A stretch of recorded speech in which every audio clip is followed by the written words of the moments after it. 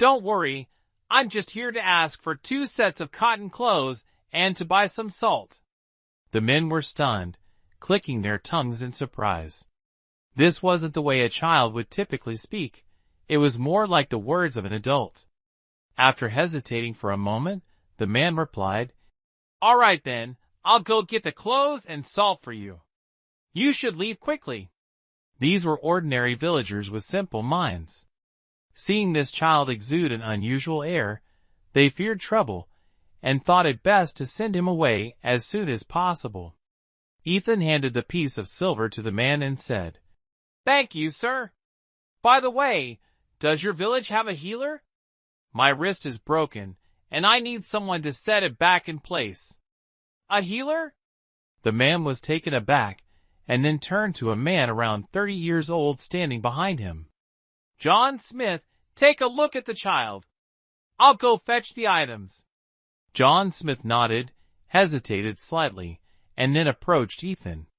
He carefully took Ethan's arm, removed the makeshift splint of dry branches and cloth, and examined it for a while. "Luckily, it was bandaged in time. It's not too serious," he concluded. After speaking, John turned and entered a small, low wooden house.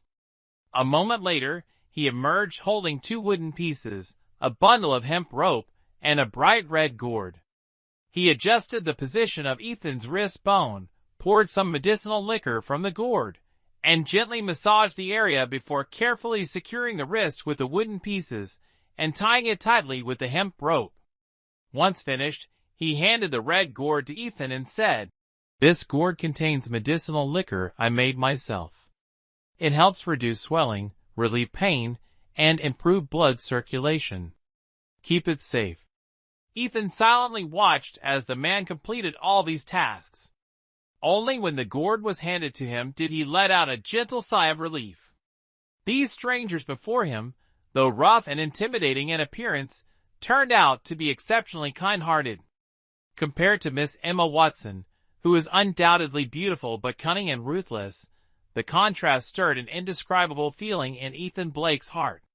Shortly after, the man who had been speaking with Ethan returned carrying clothes and salt. To Ethan's surprise, the man also brought along a large piece of salted meat and several steamed buns wrapped in cloth. Ethan felt a sudden pang of emotion, his nose tingling. He put on the cotton-padded coat, slung the bundle of salted meat and buns over his back, and looked at the people before him. Suddenly, he knelt down and said, "My name is Ethan Blake. My mother once told me that if someone gives you a drop of water, you must repay it with a spring. If I ever make a name for myself, I will surely return to repay your kindness." After speaking, he cowed out 3 times, stood up, and walked out of the village. The men were left bewildered by Ethan Blake's actions, especially the one who had fetched the clothes. Holding the piece of silver in his hand, he clicked his tongue and remarked, "Strange things happen every year, but this year seems especially odd." In the village, during winter, everyone wore clothes made of animal pelts. Naturally, the set sold to Ethan Blake was no exception. Wearing it, he felt both comfortable and warm. From a distance, Ethan Blake now resembled a young hunter, his bright eyes standing out even more against the snowy backdrop. Snowy, hiding in the shadows, saw Ethan Blake returning and let out a cry before rushing forward. Circling around Ethan Blake a few times, it finally stopped. After resting for a moment, the boy and the bear began heading toward Storm Peak Ridge. Earlier, in the small village, Ethan had intended to inquire about the conditions of the snowy mountain. However, sensing the villagers' unease toward an uninvited guest, he abandoned the idea and decided to proceed into the mountains regardless. He thought to himself that as long as he kept moving forward, he would find his way. Snowy, being the ruler of the forest, carried Ethan Blake effortlessly through the rugged terrain as if it were flat ground. This immediately eased Ethan's concerns about the difficulty of traversing the mountain paths. Storm Peak Ridge was dotted with verdant pines and peculiar rocks. Once inside, a person would feel incredibly small. Looking up at the sky, it seemed as though the entire world consisted solely of this towering mountain. After traveling for 4 to 5 hours, they had ventured deep into the snowy mountain, and the sky began to darken. The boy and the bear decided to stop and rest at the edge of a pine forest, not daring to venture further into its depths. Snowy, unfazed by the biting wind and snow, dug a hole in the snow and curled up to sleep. Ethan crawled under Snowy's belly, curling his limbs tightly, intending to spend the night this way and continue their journey at dawn. Just as he was drifting off to sleep, a sudden rumbling sound echoed from the sky. Ethan Blake immediately jolted awake, leaping to his feet and looking upward. What he saw left him utterly stunned. In the pitch-black sky, a streak of blue light suddenly shot across. A beam of light, hundreds of meters long, illuminated the azure sky. It spiraled continuously in the air above the snowy mountains, resembling a mighty dragon. The rumbling sound echoing through the air was emanating from it. Azure light? Ethan Blake was startled. This light was strikingly similar to the greenish aura he had seen earlier in the day, except now it twisted and turned in the sky like a serpent or dragon. Could it be the work of a cultivator? He wondered silently. At that moment, Snowy, who had been resting beside him, was awakened. The creature tilted its head upward, staring at the sky while letting out heavy breaths. The azure beam began to descend slowly, as though it intended to come closer to the ground. If it's those cultivators, they must be looking for me, Ethan muttered to himself. If it comes any lower, they'll easily spot us. Snowy, we need to leave immediately. Grr. Snowy seemed to understand, swiftly hoisting Ethan onto its back. Without hesitation, it turned toward the depths of the pine forest and dashed forward. Whoosh! Just as Snowy darted away, a sharp sword light suddenly sliced through the air, striking the spot they had just vacated. A young man in a blue robe landed gracefully, extending his hand to summon the sword light back to him. He raised his head toward the sky and called out loudly, "Senior brother, they've fled into the pine forest." "No matter," a clear voice responded from above. The azure light, resembling a coiling dragon, abruptly dubbed down, sweeping over the pine forest with radiant brilliance. The young man in blue sneered, gripping his sword tightly before vanishing into the forest in pursuit. At the same time, dozens of streaks of light descended from the sky, all heading toward the forest, though some were quicker than others. "Snowy, hurry! They're chasing us!" Ethan suddenly felt an overwhelming pressure descending from above. The entire pine forest was bathed in an eerie greenish glow, undoubtedly caused by the azure light. He had no idea which faction was pursuing him, but he knew one thing for certain. Falling into their hands would mean either being drained of blood or tortured for information about Charles Green's artifact. Snowy, sensing the danger as well, let out a series of growls, its powerful legs propelling it forward at an incredible speed. "Ha ha! Not bad, kid! Riding a great snow bear, are we?" The clear voice rang out above Ethan's head, revealing that his pursuers had already located him. Boom! Suddenly, a flash of azure light appeared ahead. Snowy, charging at full speed, collided with an invisible barrier and was sent tumbling backward. Ugh! Ethan and Snowy were flung far, crashing into a pine tree. Snowy let out a furious roar, rolling back onto its feet before opening its mouth wide to unleash a beam of white light as large as a bowl toward the obstacle. Brushing snow off his face, Ethan finally got a clear view of the scene before him. Not far away stood a young man with an imposing presence. In his left hand, he held a bronze mirror, while his right hand rested casually behind his back. He looked at Ethan with a faint, mocking smile. The white light Snowy had just unleashed was effortlessly absorbed by the mirror, vanishing without a trace. ###Chapter 14. one sword. You brat, you're quite clever, the young man holding the bronze mirror said nonchalantly. Humph. Ethan Blake pushed himself up, standing beside Snowy, silently staring at the young man without uttering a word. The young man scrutinized Ethan Blake, furrowing his brows. Brat, hand over the item Charles Green left to you, and I won't make things difficult for you, he said, his tone leaving no room for doubt, exuding an air of superiority. I don't have what you're looking for. Ethan Blake didn't recognize the young man before him, but he could tell that his purpose was the same as those others. Oh! The young man raised an eyebrow, his expression suddenly turning cold. Don't be ungrateful. If you don't hand it over, don't blame me for being ruthless. Humph. I really don't have what you want, Ethan Blake shouted, as if trying to dispel the fear growing inside him. Still daring to talk back? The young man's gaze turned icy. His right hand, previously hidden behind his back, suddenly shot forward, grabbing at the empty air.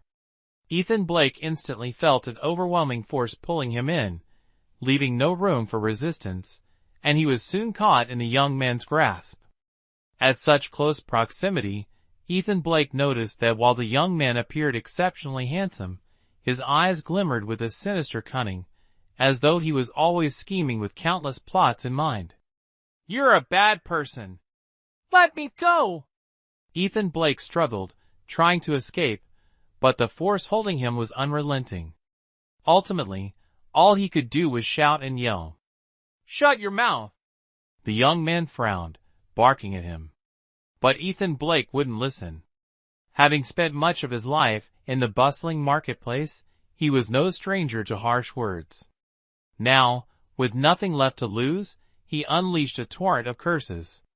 This outburst brought him a sense of relief, venting all the frustration he had bottled up over the past few days. The young man, coming from a prestigious background, had never been subjected to such vulgar language. His face turned an ominous shade of green, and a flicker of rage appeared in his eyes. If not for his deep cultivation and self-restraint, he might have already exploded in fury. You brat, if I don't teach you a lesson, you'll never understand my methods, the young man growled through gritted teeth. He then rotated the bronze mirror in his left hand, sending a sharp green beam of light shooting straight at Ethan Blake's head. Ah! Ethan Blake cried out as the green light flashed and disappeared. In an instant, he felt as though thousands of needles were piercing his head, like ants gnawing at his bones, an unbearable mix of pain and itching. Ack, are you also after my blood, to gain the power of the Genesis elixir? Then come at me, I'm not afraid. Ethan Blake growled fiercely, his stubborn nature flaring up. Even as he cried out in pain, he gritted his teeth and said, Humph, Genesis elixir? I don't even care about it. The young man sneered disdainfully. Speak. What else did Charles Green give you? Where is it hidden? If you tell me, I'll spare you. In your dreams, I'll never tell. Ethan Blake spat angrily. The intense pain drained the color from his face, and beads of sweat rolled down his cheeks. Humph, let's see how long you can endure, the young man said, slightly surprised by Ethan Blake's stubbornness. Roar! At that moment, Snowy let out a fierce growl, coiling its body before transforming into a white blur and charging forward. It had just recovered some strength after expending a great deal of energy earlier by releasing a burst of white light. Beast, do you want to die? The young man raised an eyebrow.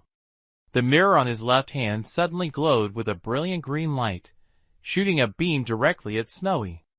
Snowy, seemingly aware of the danger posed by the green light, twisted its massive body mid-charge to evade. Boom! The green beam struck an ancient pine tree in the distance, producing a loud explosion. Splinters of wood flew in all directions, and the tree groaned with a series of cracking sounds before collapsing with a thunderous crash, sending snow scattering into the air. Dodging the green beam, Snowy turned its head and unleashed another burst of white light. This time, it aimed lower, targeting the young man's lower body instead of his upper torso. The young man was momentarily stunned but quickly leaped into the air, easily dodging the attack. He smirked and said, "What a clever beast! You've even developed some intelligence. I admire that. Why not come with me and become my guardian spirit beast?" Roar! Snowy growled again, panting heavily. It seemed that every burst of white light drained a significant amount of its energy. Seeing Snowy falter, the young man turned his attention back to Ethan Blake in his grasp. Noticing Ethan's sharp, dagger-like glare, he felt an inexplicable chill run down his spine. "Humph!" The young man scoffed, masking his unease. Internally, he was astonished. With his level of cultivation, how could a mere child's gaze make him feel so unsettled? "This brat is no ordinary person. Once I force the location of that item out of him, I'll make sure to eliminate him," the young man thought, a faint sense of danger creeping into his mind as he silently made his decision. At that moment, streaks of sword light appeared faintly in the sky. As the light dissipated, over a dozen men and women with striking appearances materialized. However, Ethan Blake didn't recognize any of them. "Senior Brother Ming, we've intercepted the people from the Cycle of Souls Order and Heartforged Fellowship. They've fallen into my illusion array and won't be able to catch up for a while," a tall, slender young man reported respectfully. "Very good. Junior Brother Clark, you've worked hard along the way." The young man nodded, his tone carrying a hint of approval. The cold, sinister expression he had worn earlier instantly vanished, replaced by a calm and composed demeanor. Junior Brother Clark quickly bowed and said, "Senior Brother Ming, what are you saying? It's an honor for us to accompany you on such an important task." As soon as he finished speaking, the others immediately chimed in, showering Senior Brother Ming with praise, calling him efficient, amiable, and so on. "Enough with the flattery. Andrew, capture that snow bear. This creature seems quite intelligent, and it just so happens that my Radiant Sun Wine lacks a guardian spirit beast. I'll tame it when we return and put it to good use," Senior Brother Ming said, casting a glance at Snowy, who was still panting in the distance. "Understood," Andrew replied, turning towards Snowy. A cluster of gray light flickered continuously in his palm, its nature unclear. "Snowy, run! These people are all bad." Ethan Blake, no longer in as much pain as before, let out a relieved breath. Seeing them set their sights on Snowy, he immediately shouted loudly, "Roar!" Snowy let out a growl, showing no intention of fleeing. Instead, it assumed a stance, ready to attack. Whoosh, whoosh, whoosh. Suddenly, the flapping of wings echoed from beyond the pine forest. Hearing this unexpected sound, everyone's expressions changed. Two young men immediately summoned their swords and flew into the air to investigate. However, astonishingly, as soon as the two ascended and barely steadied themselves, a dazzling golden beam of light shot out from a valley beyond the forest, slicing through them. Blood splattered as the two fell. "There's a powerful enemy!" The remaining people panicked, drawing their weapons and staying on high alert. Senior Brother Ming's expression darkened. He tossed Ethan Blake into the hands of a fellow disciple and said in a low voice, "Keep an eye on this kid. Don't let him escape. We still haven't extracted the whereabouts of that item." The disciple nodded, tightening his grip instinctively. "Ethereal Sky Mirror, activate." Senior Brother Ming raised the treasure mirror in his hand, its surface facing the sky. Instantly, a green beam of light as wide as a water jar shot straight into the heavens. In a flash, Senior Brother Ming merged with the green light and ascended into the air. Swoosh, swoosh. Two more golden beams shot out, but were blocked by the green light, leaving Senior Brother Ming unharmed. I am Virtue Keep's Henry Brooks. May I ask which esteemed expert is present here? Please show yourself, Senior Brother Ming called out loudly. As it turns out, he was none other than Henry Brooks, the young prodigy of Virtue Keep mentioned by Lillian Moore. Whoosh! A fierce mountain wind swept through, yet no one responded to Henry Brooks' question. Humph, cowardly rats. You refuse to come out, do you?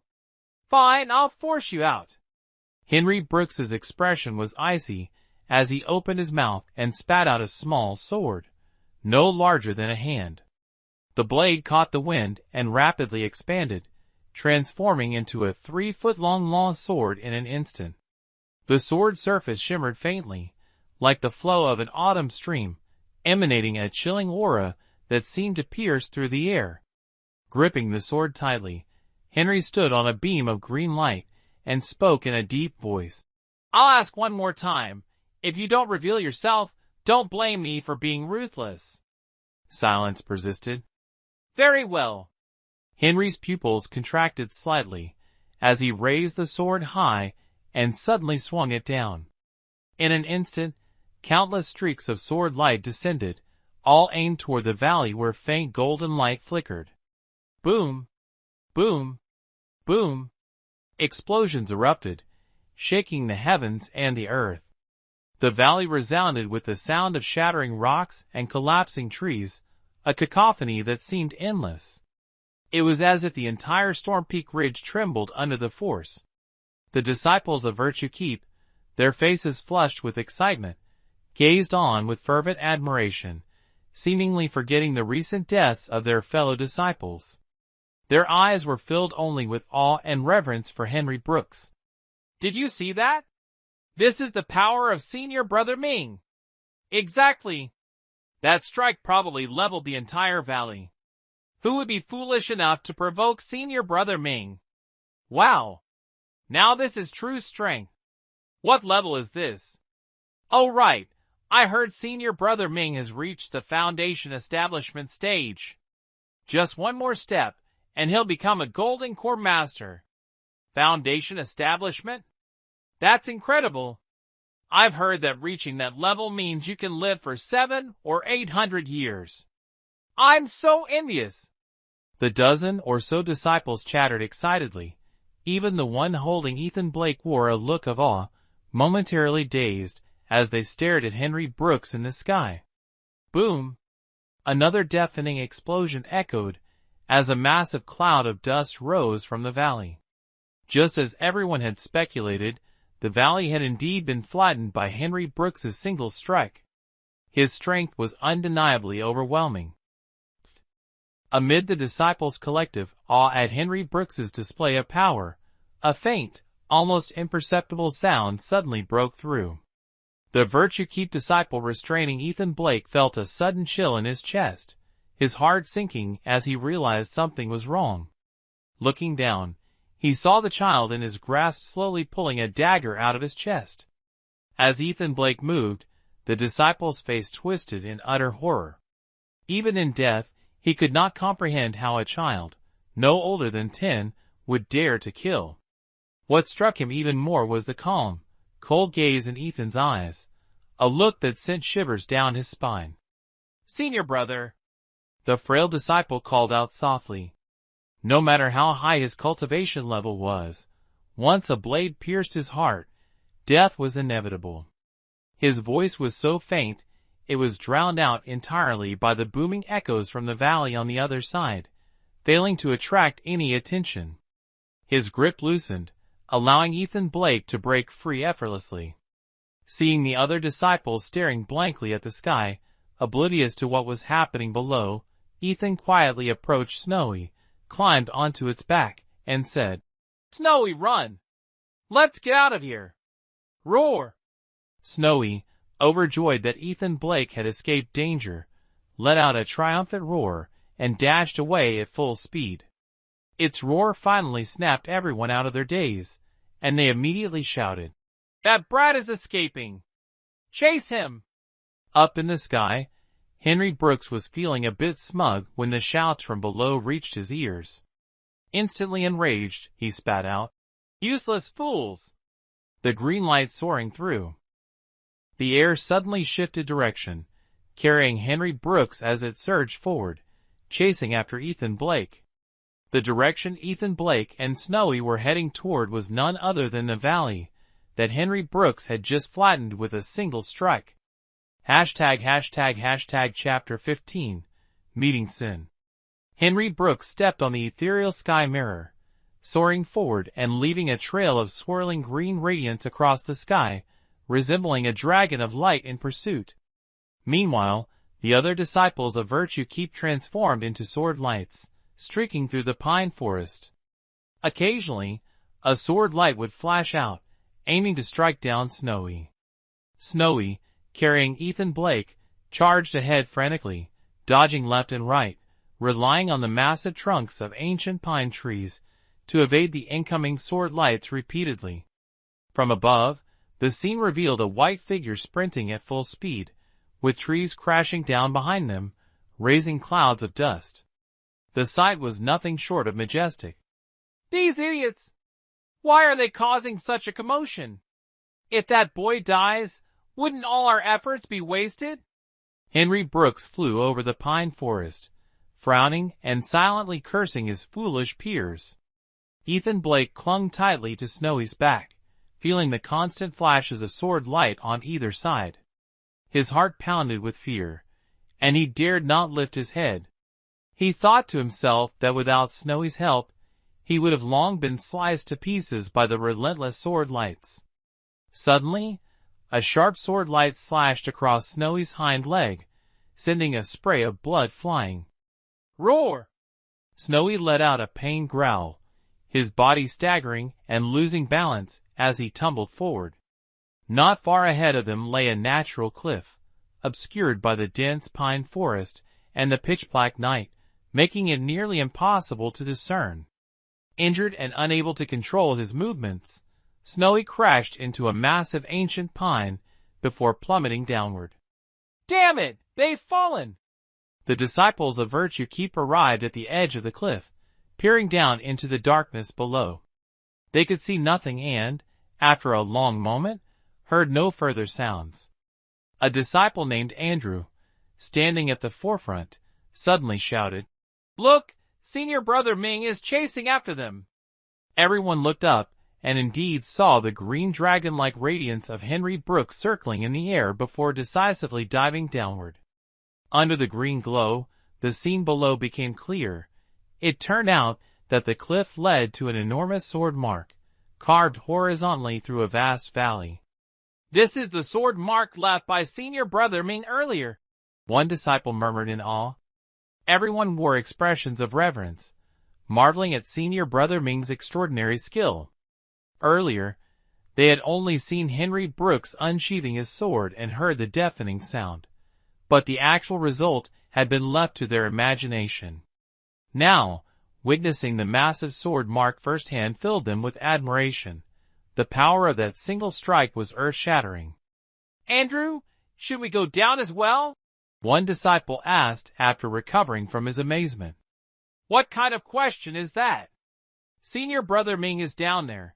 How can we not follow to assist him?" "Humph, you've all seen Senior Brother Ming's strength. He's clearly the top candidate for the sect leader position. If we don't go down and he ends up resenting us, wouldn't that be a loss we can't afford?"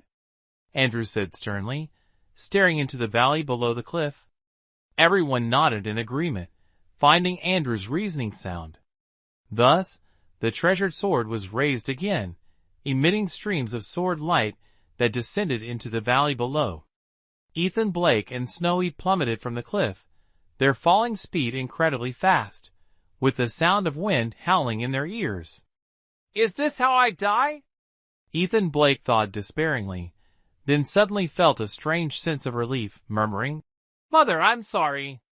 Ethan is coming to join you." Roar, roar, roar. Snowy seemed to understand Ethan Blake's words, letting out a series of growls. Twisting midair, it used its limbs to tightly embrace Ethan Blake, shielding the boy with its own body. "Snowy, why are you so good to me? Even though you're just a beast, You're 100 times better than those people," Ethan Blake shouted, feeling Snowy's intentions. Yet deep down, he knew that falling from such a height, even with Snowy's protection, death was inevitable. "Roar!" Snowy couldn't speak human language and could only let out another growl. But in its small, round eyes, shimmering tears began to flow. Who would have thought that a ferocious snow bear could possess emotions akin to humans? What was it truly thinking? Why did it protect Ethan Blake so fiercely? No one could ever know. However, fate seemed unwilling to let Ethan Blake die just yet. Many trials and tribulations still awaited him. Just as they were about to hit the valley floor, a green radiance from Henry Brooks surged forward, encircling Ethan Blake and Snowy in a protective glow. It lifted them up and carried them back into the air. Encased in the green light, Henry Brooks let out a sigh of relief, thinking to himself, "Thank goodness I made it in time. If this kid had died, the secret of that item would have disappeared with him. Truly the heavens are on my side. Once I obtain that item, my position in Virtue Keep will be unshakable. The role of sect master will undoubtedly be mine." Ha ha! Henry Brooks chuckled smugly to himself. But immediately after, an overwhelming and dangerous aura surged from all directions. "This isn't good. I almost forgot. There are hidden masters in this valley," Henry Brooks muttered, his body tensing. Although he had just split the valley with a single sword strike, showcasing his formidable strength, the master who had unleashed the deadly golden light earlier had yet to appear. Perhaps they were lurking in the shadows, waiting for the perfect moment to strike. As if confirming Henry Brooks' fears, the moment that menacing aura arose, a sharp golden light suddenly erupted from the valley floor.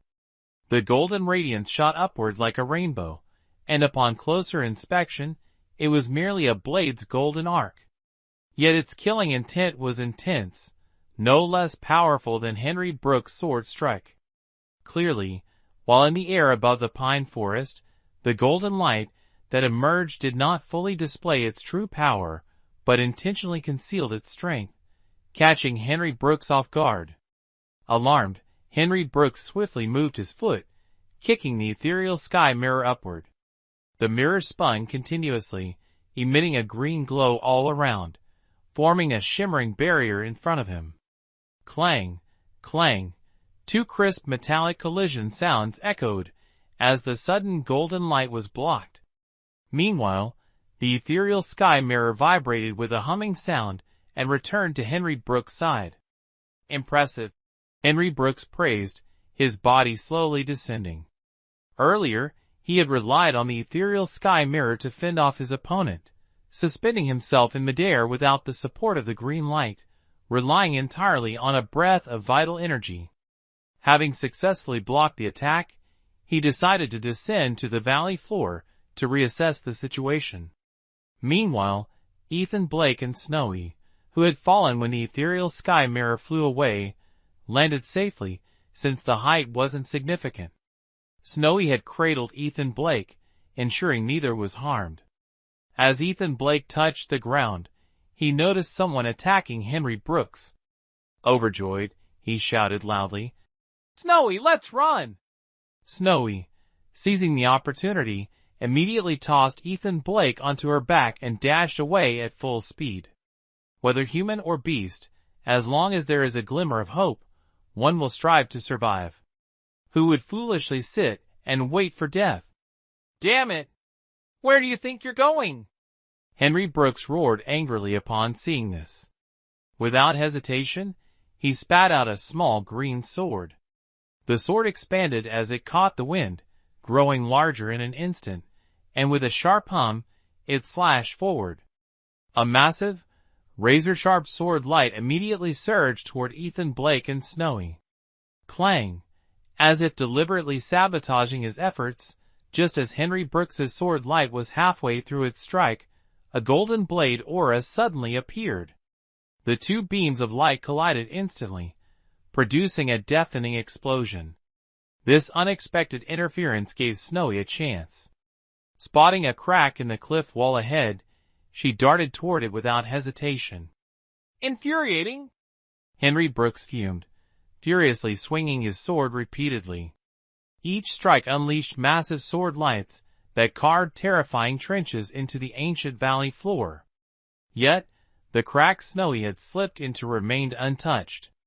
Despite his rage, Henry Brooks understood the situation's gravity and refrained from acting recklessly. If he slashed his sword into the crack on that cliff, causing a landslide, Ethan Blake would be forever buried under the mountain rocks. What Charles Green left behind would likely vanish, and his springtime dreams would dissipate into thin air. The most infuriating thing was that no matter how many thousands or tens of thousands of sword strikes he unleashed, that golden blade aura disrupting him no longer appeared, as if it had only shown up specifically to counter him. All of this happened in the blink of an eye, in an incredibly short span of time. Andrew and the others arrived to see Henry Brooks in a furious rage. None of them dared to approach, instead hovering in midair from a distance, staring at the ravaged valley below.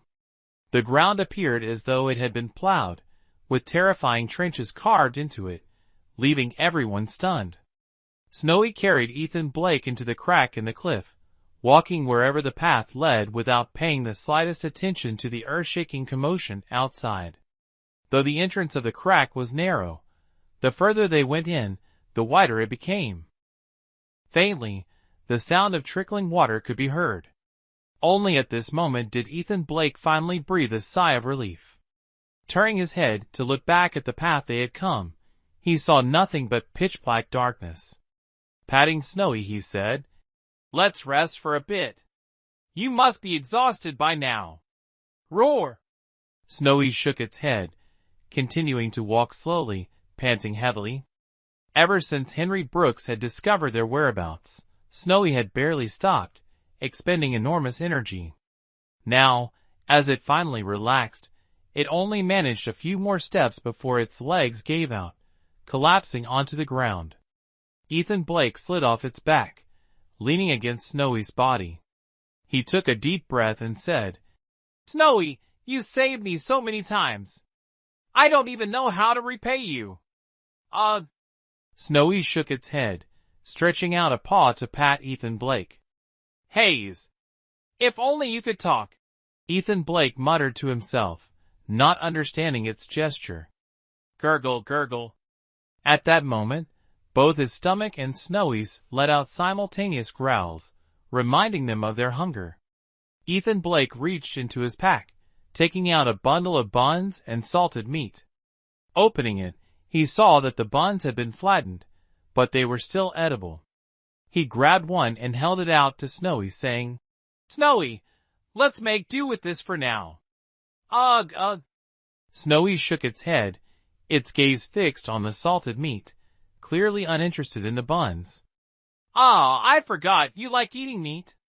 Ethan Blake chuckled, handing a piece of salted meat to Snowy, while he ate a steamed bun himself. That piece of salted meat, if consumed by a human, could naturally last for several days, but Snowy was a snow bear, and moreover, a large one. One piece was swallowed down in an instant, barely making a dent in its hunger. Ethan Blake fell silent. After a while he spoke. "So what should we do now? Is there anything else to eat around here?" Snowy let out a low sound, lying down and closing its eyes again, as if it understood the current situation. "Oh dear," Ethan Blake sighed softly. After eating 2 steamed buns and feeling somewhat full, he stored the remaining ones away. "Ouch!" Suddenly, a sharp pain radiated from his injured arm, accompanied by a tingling sensation at the wound. Ethan Blake quickly removed the small wooden splint that had been securing the arm. To his surprise, the swelling had subsided. Inwardly, he thought to himself, "That Big Dai's medicinal wine really works." He then took out the red wine flask from his side, poured out a bit of the medicinal wine, and, mimicking the big man, dipped his fingers into it, and gently patted the liquid onto his wrist, allowing the medicine to seep in. Tap, tap, tap. Suddenly, a series of light footsteps echoed from deep within the crevice, moving in his direction. Snowy, who had been snoring moments ago, abruptly lifted its head, its round eyes filled with alertness as it stared toward the darkness ahead. Chapter 16. Cultivating Love. The crack on the cliff was pitch black, and only after gradually adapting could one make out the outlines of objects. Ethan Blake was fumbling to tend to his wound when suddenly, from deep within the crevice, the faint sound of footsteps echoed, growing closer and closer, seemingly heading toward them. Snowy, who had been snoring softly, instantly perked up, lifting its head in alert. Its round eyes brimmed with vigilance as it stared in the direction of the approaching footsteps. Ethan Blake's heart skipped a beat. Could it be that those people had entered from another route? As the thought crossed his mind, his hands didn't pause, hastily securing his arm once more. After a moment, a flickering flame came into view. They saw a young girl, about 11 or 12 years old, holding a torch in one hand and supporting an elderly woman with the other, slowly making their way forward. They stopped about 10 feet away from Ethan Blake. The girl, with jade-like eyes and brows, had large, gem-like black pupils that sparkled mischievously as she gazed at Ethan Blake. Beside her, the elderly woman had a kind expression, her back slightly hunched. She leaned on a staff made of wisteria wood, its top adorned with a blue gem that emitted a faint glow in the darkness. In the confined space of the mountain, the sudden appearance of this odd pair, a child and an elder, was extraordinarily strange. Ethan Blake's left hand suddenly gripped the hilt of the blade at his side as he pressed closer to Snowy, not daring to make a move. Snowy's fur stood on end, its breath hot and heavy, clearly startled by the abrupt emergence of these peculiar figures and shifting into a state of heightened alertness. The elderly woman, noticing the wary gazes of both man and beast, smiled gently and uttered a strange sound. Ethan Blake couldn't make sense of it, but he saw Snowy tremble slightly before lying flat on the ground. Its hostility toward the two unexpected visitors completely dissipated. This Snow Bear truly seems to possess spiritual intelligence. The old woman nodded and then spoke to Ethan Blake. Child, don't be afraid. No one here will harm you. Ethan Blake remained silent, still tense as he stared intently at the two figures ahead. Over the past few days, he had faced too many dangers and had long since learned to be wary of everything. How could he easily trust others? So young yet having endured so many trials and hardships, it truly makes one's heart ache. The old woman sighed, as though speaking to herself, yet also seemingly addressing Ethan Blake. Grandma, this kid is so hostile toward us. Let's not concern ourselves with them anymore. The girl's voice was as clear and melodious as silver bells, resonating through the empty space, making her seem even more lively. Selena, helping others is also a form of cultivation. Don't speak nonsense. The old woman shook her head, smiling gently. Her kind demeanor naturally inspired a sense of warmth and familiarity. The girl named Selena wrinkled her nose at Ethan Blake and chuckled. Hey kid, did you hear that? We mean no harm. Seeing their kind words and gestures, Ethan Blake felt they didn't seem like bad people, especially the girl, who faintly reminded him of Sophia Blake. His vigilance began to ease slightly. Who are you? And why are you here? Ethan Blake hesitated for a moment before finally speaking. The old woman smiled and said, Truly a clever child. We are cultivators living in the great snow mountains. You can call me Granny who. Just now, I saw you being chased by those virtue-keep cultivators, so I stepped in to save you. Cultivators? Ethan Blake frowned slightly. Over the past few days, most of the people he had encountered were cultivators, yet none of them had been good. They either wanted to drink his blood to extract the power of the Genesis elixir, or force him to hand over Charles Green's belongings. Hearing this woman identify herself as a cultivator, the wariness that had just begun to fade surged back again. Granny, who noticed the flickering expressions on Ethan Blake's face, unable to discern his thoughts. She then said, "Child, are you still doubtful? Actually, I am well versed in the language of beasts, and have already communicated with the snow bear beside you.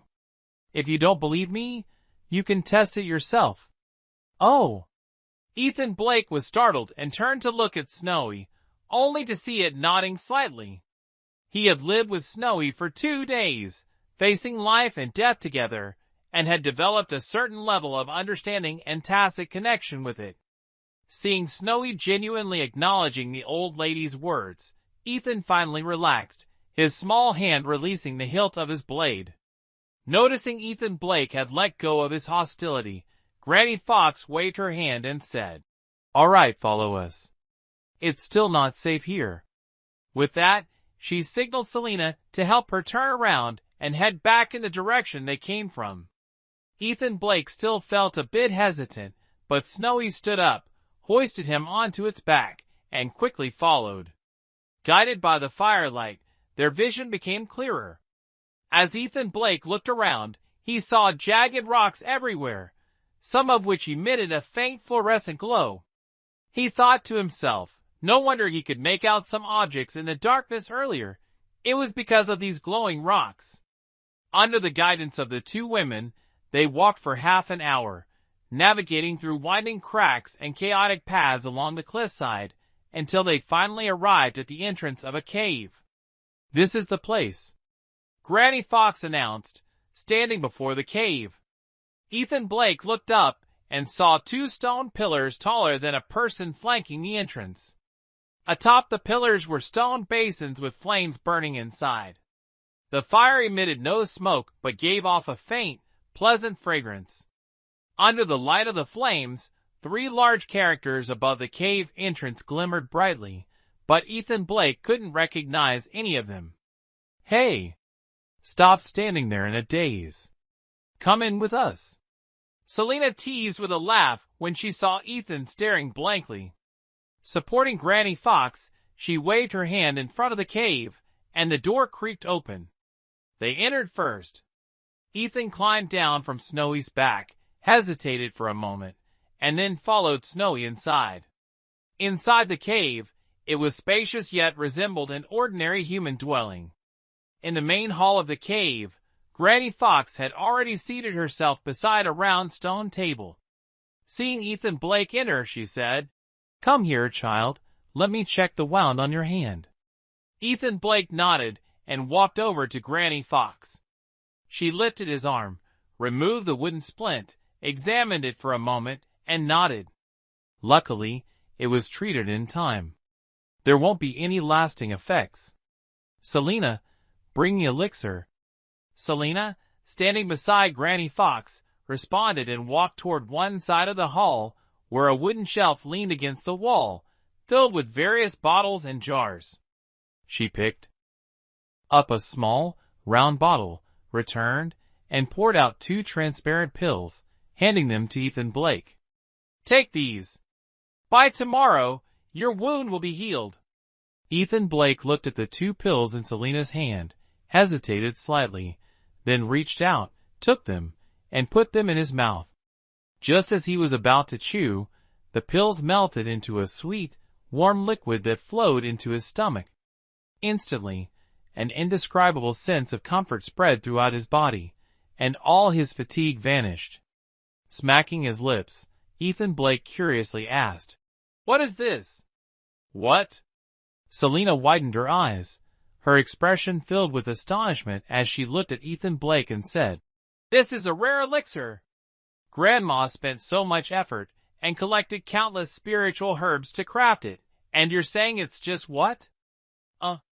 Ethan Blake was at a loss for words. He knew nothing about the realm of cultivation, let alone any miraculous pills or elixirs. Seeing Selena's exaggerated expression, he couldn't help but wonder to himself, is it as powerful as the Genesis elixir? "All right, Selena, Stop making a fuss. It's just a few rejuvenation pills, nothing too significant. Grandma, who seemed indifferent. This. Grandma, could you give me a few more of these rejuvenation pills? Ethan Blake suddenly stammered. Huh? Both Grandma Who and Selina were taken aback, especially Selina, whose eyebrows furrowed as she prepared to speak. However, Grandma Who coughed lightly and smiled. Rejuvenation pills may not be rare spiritual medicines, but they're not easy to come by either. Using too many might not necessarily be a good thing. It's not for me to take. Snowy got injured earlier while escaping, and I wanted to ask for some for her. Ethan Blake explained. His expression was no longer tense. After all, he was just a little beggar, and asking others for things was part of his daily life. He did it without blushing or feeling nervous. The two were momentarily stunned. Grandma Who chuckled and said, "Oh, I see. Selina, give him the whole bottle of rejuvenation pills. Snow bears are big eaters, after all." Grandma. Selina tightened her grip on the bottle, her face showing reluctance. Grandma Who smiled gently and said, "This girl, why are you being so stingy? All right, I'm tired now. Take this kid to get something to eat and rest up." With that, Grandma Who stood up and walked toward a wooden door on the eastern side of the hall, which was likely her bedroom. As Grandma Who went to rest, Selina glared fiercely at Ethan Blake and grumbled, "Hey! What's your name?" "My name is Ethan Blake." Ethan Blake replied, his eyes fixed on the bottle of pills in Selina's hand. Selina snorted and said, "This kid's so rude. Grandma saved your life, and you didn't even tell us your name. You didn't ask earlier." Ethan Blake muttered, pointing at the bottle in Selina's hand. "So, can you give it to me now?" Selina felt a bit reluctant, but since Grandma had spoken, she dared not disobey. With clear unwillingness, she tossed the bottle to Ethan Blake and said, Take it! You're so shameless." Ethan Blake grinned, opened the bottle, poured out 4 or 5 pills, and walked over to Snowy, feeding them to her. Snowy swallowed the rejuvenation pill, and his entire body immediately felt at ease. The sword wound on his hind leg no longer hurt, and he contentedly licked Ethan Blake's face. Standing nearby, Selina watched with a pang of concern, her heart growing even more irritated with Ethan Blake. She snapped angrily, "Are you done? I'll take you to rest now." Without waiting for a response, she turned and headed toward another door, as if she would leave on her own if Ethan Blake didn't follow.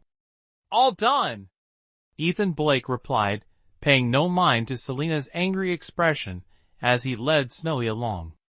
The doors within the cave residence were all spacious, large enough for even Snowy's massive frame to pass through with ease. Upon entering, they found a wide corridor with rooms spaced intermittently, each door tightly shut. Ethan Blake felt curious but refrained from asking questions, silently following Selina. After passing 6 or 7 rooms, Selina finally stopped before one, opened the large door, and motioned for Ethan Blake to enter. The room was astonishingly large, with walls made entirely of stone, clearly carved from the rock face. Despite the rugged surroundings, the interior was furnished just like an ordinary home, complete with tables, chairs, a bed, and various other items. "Wait here. I'll get you something to eat," Selina said curtly. Though she didn't particularly like Ethan Blake, she had no choice but to comply with Granny Fox's orders. "All right. Thank you, Sister Selina." Ethan Blake grinned cheekily and added, "Make sure to bring plenty. Snowy is really hungry." "Humph."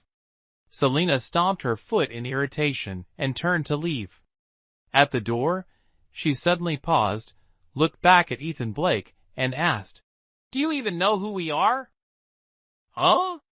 Aren't you cultivators?" Ethan Blake blinked in confusion, unsure of what she meant. Yes, We are cultivators, but we're demon cultivators. Do you know what that means?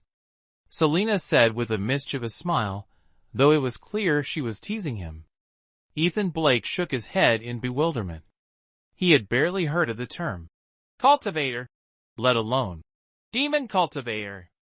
Demon cultivators are demons who have cultivated and taken human form, Selena explained playfully.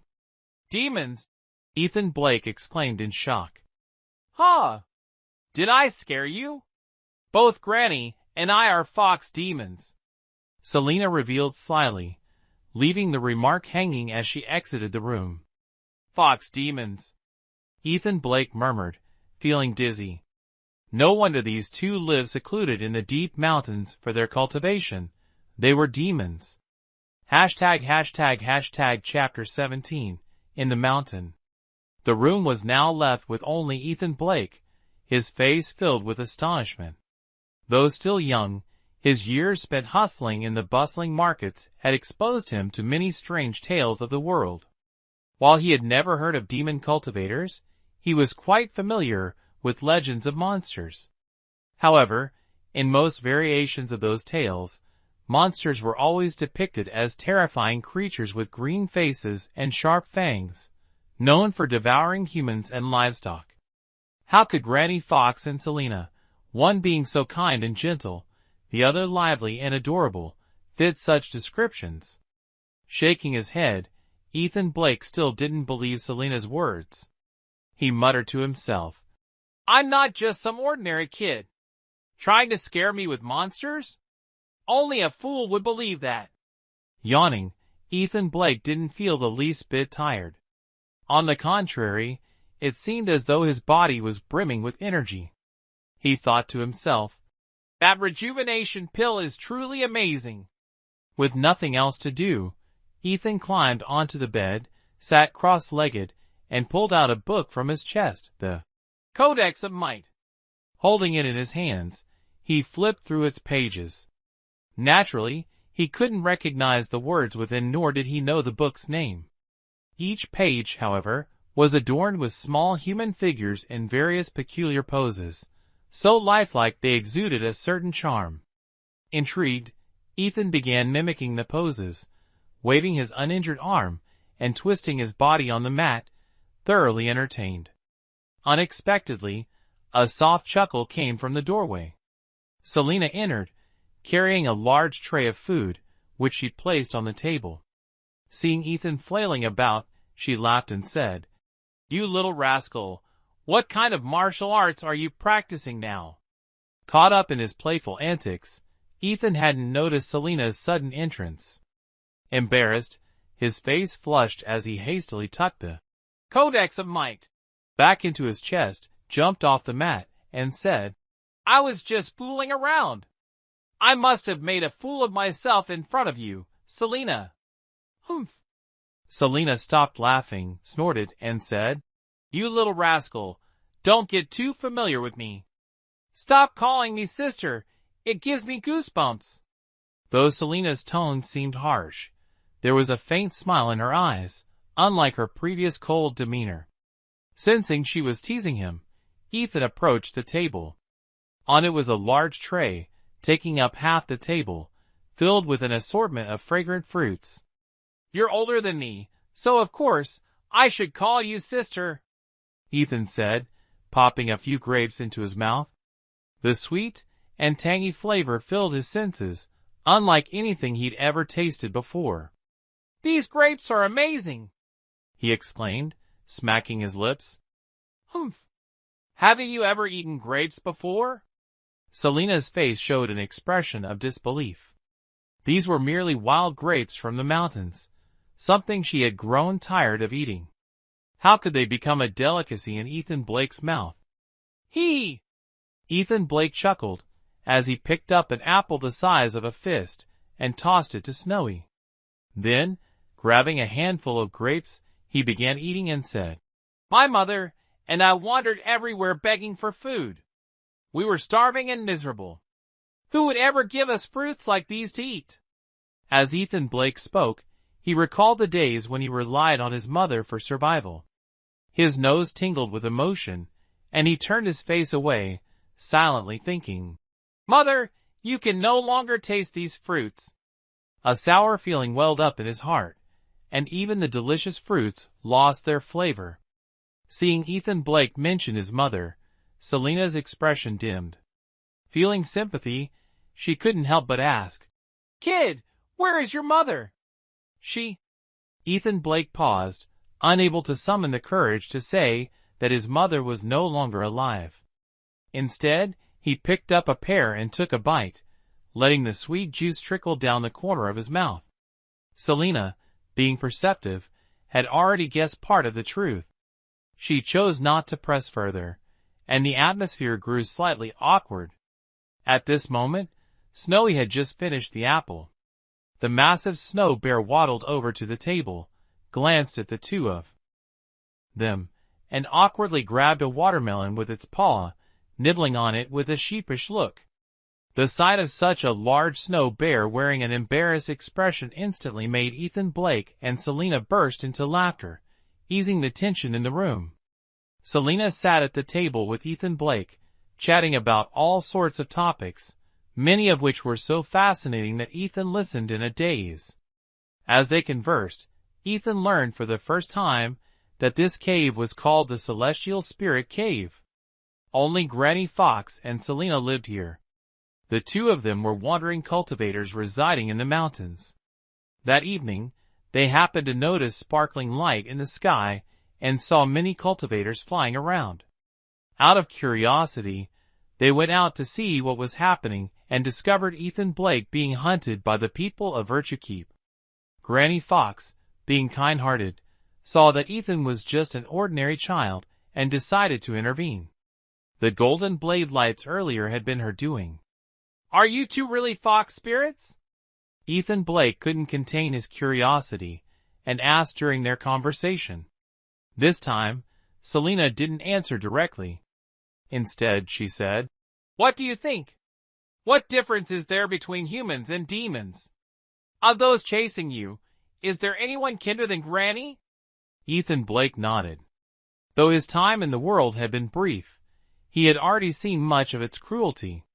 Comparing the people who wanted to drink his blood or force him to hand over Charles Green's belongings, they were even worse than Snowy. They didn't care that he was just a child.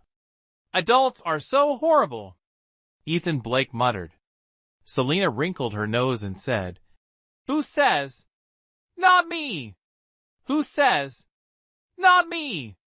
Ethan Blake suddenly stood up, staring at Selena. "I remember everyone who has been kind to me. My mother told me that if someone gives you a drop of water, you should repay them with a spring. When I grow up, I'll repay them. And those who have wronged me, I'll remember them too and pay them back one day." Ethan Blake's impassioned words fully expressed his inner thoughts. Selena was taken aback, amazed that such a small boy could have such a clear sense of gratitude and grudges, as well as such determination.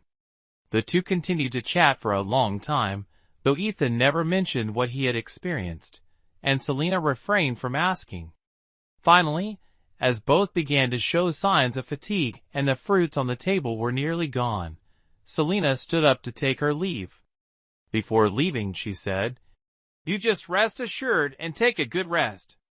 Tomorrow, we'll chat again. Hayes! It's been so long here in the Great Snow Mountain, and there's no one to talk to. All right." The two chatted happily. Being of the same age, they grew closer, and Ethan Blake developed a fondness for Selena, considering her a good friend, so he agreed without hesitation. Selena reached the door, paused, turned back, and asked, "Ethan Blake, if I were really a fox spirit, would you still be friends with me?"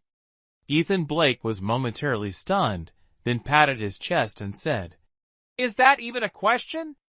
Of course, we'd still be friends." Though he didn't say much, Selena was somewhat touched.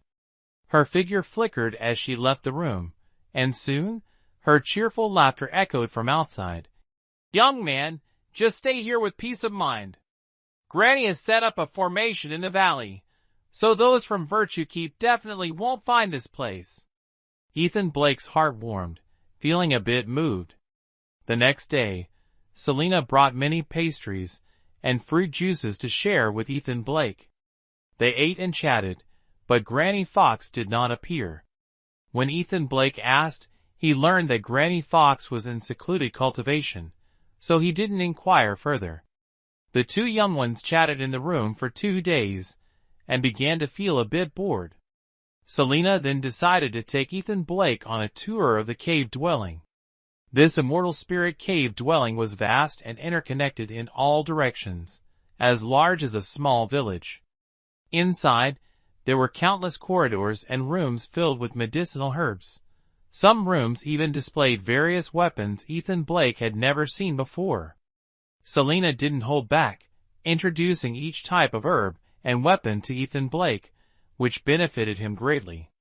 Eventually, Ethan Blake could casually pick up an herb and accurately name it, recount its origin, and describe its medicinal properties. Selena praised him repeatedly, calling him intelligent. As for the weapons, Ethan Blake memorized them so well that he could visualize their shapes even with his eyes closed. Unknowingly, Ethan Blake's knowledge of herbs and weapons had reached a remarkable level, one that might astonish even the most skilled experts in the field. However, Ethan Blake himself didn't realize how much he had learned. In the mountains, time seemed to stand still, while 1,000 years passed in the world outside. In the blink of an eye, Ethan Blake had already spent over 3 months in the celestial spirit cavern. During that time, he only met Granny Who once, and her expression seemed rather unpleasant, though he had no idea what had happened. Over the past 3 months, Ethan's broken arm had fully healed.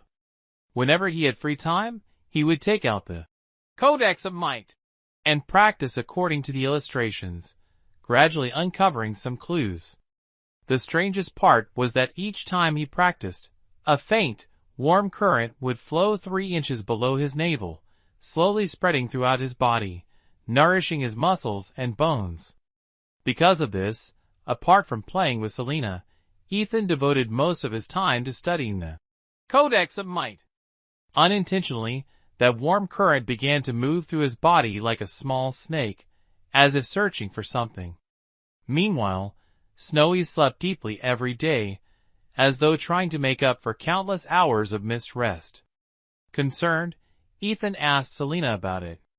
Selena reassured him, explaining that Snowy was a spiritual companion beast. Though it appeared to be sleeping, it was actually cultivating, just in a way unlike humans. This morning, Ethan woke up early and practiced his martial techniques outside the door. Though his movements seemed clumsy, he was clearly enjoying himself. Midway through his practice, Selena approached with a furrowed brow and a slightly grim expression. "Ethan Blake, Granny wants to see you," she said. Ethan was curious. He had only seen Granny Who once in the past 3 months, and now she was calling for him. What could have happened? Without hesitation, he followed Selena to the main hall. Seeing Granny Ho sitting beside the stone table in the main hall, her face contemplative, she slowly raised her head upon hearing the sound of footsteps. She waved at Ethan Blake and said, "Come here." Ethan Blake obeyed, walking up to her, but did not sit down. Instead, he respectfully said, "Granny! M.M." Granny Ho nodded approvingly. The child before her, in just 3 short months, had grown taller and no longer appeared frail. A hint of handsomeness could now be seen between his brows. "Ethan Blake, you've been in my celestial spirit cave for quite some time. It's time for you to leave." Granny Ho hesitated for a moment before speaking. Ethan Blake was stunned, but then nodded and said, "Yes, I understand. Thank you, Granny, for taking care of me these past months. It's time for me to go. I still haven't completed the task my mother entrusted to me." "Granny, why are you sending him away? Isn't it great for him to stay here?" Selena, surprised by Granny Ho's decision to let Ethan Blake leave, couldn't help but feel reluctant. She pouted and protested. Granny Ho smiled and said, "Not only does Ethan Blake have to go, but you must go with him as well." "What?" Selena exclaimed, her mouth agape in shock. Chapter 18. Landslide. Ethan Blake leaving was not surprising, but the fact that Selena had to leave as well was troubling. Despite their young age, both Ethan Blake and Selena were sharp and immediately sensed something unusual, simultaneously turning their gaze toward Granny Ho. "Haze!" Granny Ho sighed. "Don't be surprised, children. For the past 3 months, the people of Virtue Keep have not left this place. They couldn't break my formation, so they went back to call for reinforcements. I fear that in less than an hour, my Void Clarity formation will be destroyed." She paused briefly before continuing. "If it were just the younger disciples of Virtue Keep, I wouldn't be worried. But it seems Henry Brooks has managed to invite a master cultivator. Rumor has it that this individual has reached the spirit unification realm, capable of moving mountains and overturning seas. If a fight breaks out, I'm afraid I won't be able to protect the two of you." Ethan Blake, unfamiliar with the rankings of cultivators, didn't show much reaction.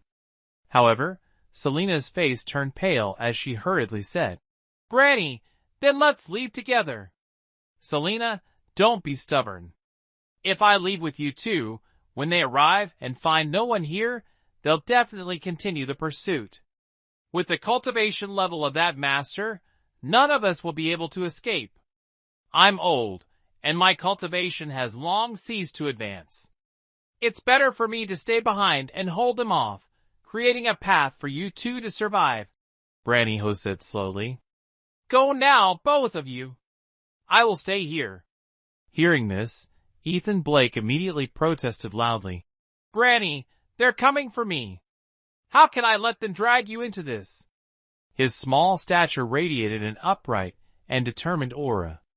Granny Ho gently patted Ethan Blake's head and smiled. "Ethan Blake, this isn't entirely because of you. I've had some old grudges with Virtue Keep for years. This is a chance to settle them once and for all. Granny." Ethan Blake's voice choked with emotion. He couldn't fathom how someone he had met by chance could treat him so kindly, filling his heart with deep gratitude. "Little man, stop crying. Go and get ready. I still have a few things to say to Selena," Granny Ho said firmly. Ethan Blake wanted to argue further, but Granny Ho's kind face turned stern, showing a hint of anger. "Do you still want to waste time?" "Yes," Ethan Blake reluctantly replied, uttering the word with difficulty. He turned and ran back to his room, tears welling up in his eyes. He was a man, he told himself, and he needed to be resolute and responsible. "Granny." As Ethan Blake left, Selena threw herself into Granny Ho's arms, sobbing uncontrollably. "Selena, stop crying," Granny Ho scolded gently. "I'll be fine. The reason I want you to leave is because there's something I need you to do." Selena was stunned, lifting her small face with a surprised expression. Granny, who leaned close to Selena's ear, quickly whispered a few words, then asked, "Do you remember everything?" Selena wiped her tears and nodded. "I remember." "Good. But remember, you only have 10 years. If you fail to complete it within this time frame, there's no need to return." Granny, whose usually smiling eyes flashed with a cold glint. "Selena will succeed," she affirmed resolutely. Boom! At that moment, a muffled explosion of crumbling mountain rocks echoed outside the cave dwelling, causing the entire place to shake violently. "They've arrived. Quickly, take Ethan Blake and leave. Don't forget what I entrusted to you." Granny, who stood up abruptly, her frail demeanor vanishing entirely. Her figure flickered for a brief moment before disappearing from the main hall. "Selena." Ethan Blake and Snowy ran in from a side entrance. "Where's Granny?" Selena glanced at the cave entrance and shook her head. Granny has gone out. Ethan Blake, let's go. Don't let her down. Ethan Blake stared blankly at the cave entrance for a moment before following Selena. Almost instantly, loud explosions continued to erupt outside the cave dwelling. Countless mountain rocks shattered, and the air was filled with the sound of roaring winds, clashing metal, and shouting voices. Selena quickly approached a wooden shelf stocked with medicinal pills. She pressed something on the shelf, and with a rumbling sound, a passageway just big enough for Snowy to crawl through appeared behind it. Without a word, Selena stepped inside, and Ethan Blake followed without hesitation. Inside the passage was a deep, winding tunnel. Waves of chilling air surged from the depths, sending shivers down their spines. This path leads directly to the northern base of Storm Peak Ridge. There are many forks inside. Ethan Blake, stay close to me. In the pitch-black corridor, there was initially a faint light filtering in from the cave entrance. But after Selena led Ethan Blake and Snowy inside and pressed a spot on the wall, the entrance was sealed, plunging the tunnel into complete darkness. Fortunately, as Selena spoke, she held a pearl emitting a faint glow. Though it wasn't enough to illuminate the entire path, it provided just enough light to guide them. Let's go. Granny will be fine. Selena's voice was slightly hoarse.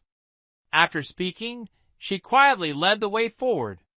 Even though they were in the mountain's tunnel, the loud explosions outside continued to reverberate, signaling the fierce battle between Granny Who and the Virtue Keep forces.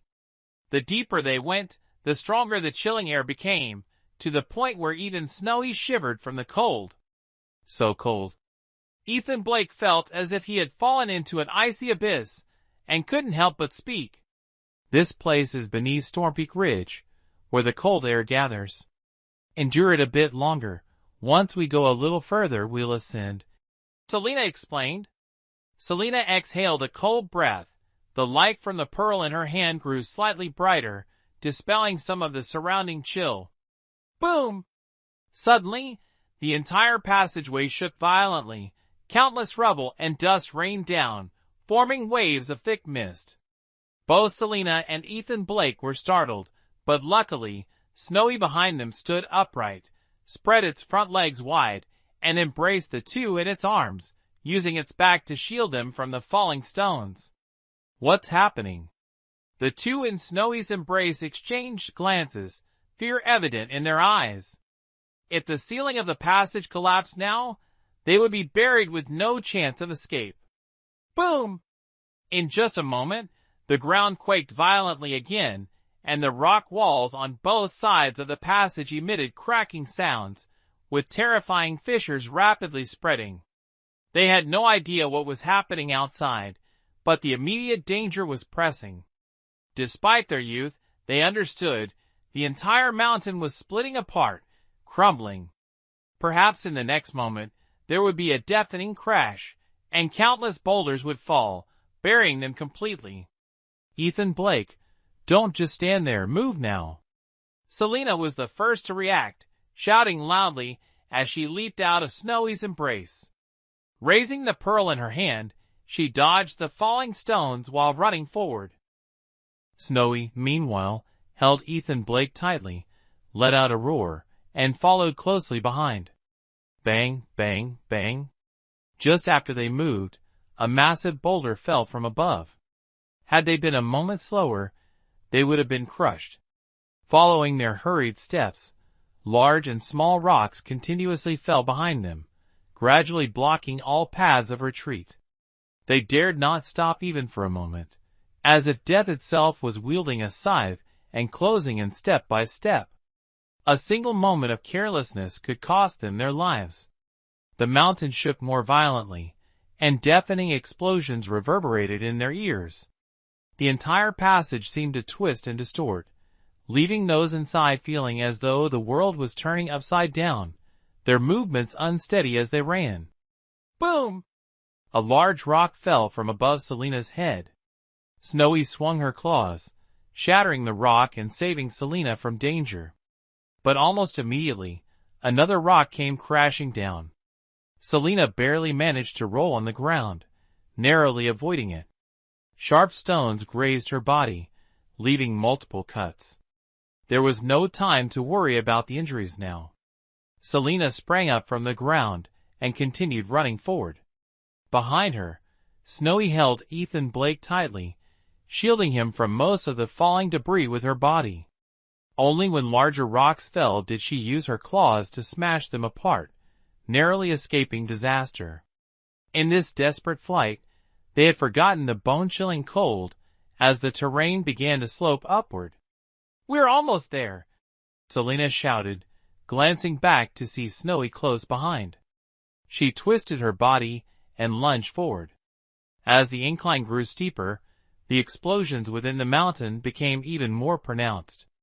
After running another 100 meters, a cold, menacing voice suddenly echoed from outside the passage. "Old hag, stop resisting pointlessly. Hand over the child, and I'll spare your life. If not, I'll flatten this mountain and leave you with no place to be buried." Even though the passage muffled sound, the voice still reached their ears clearly.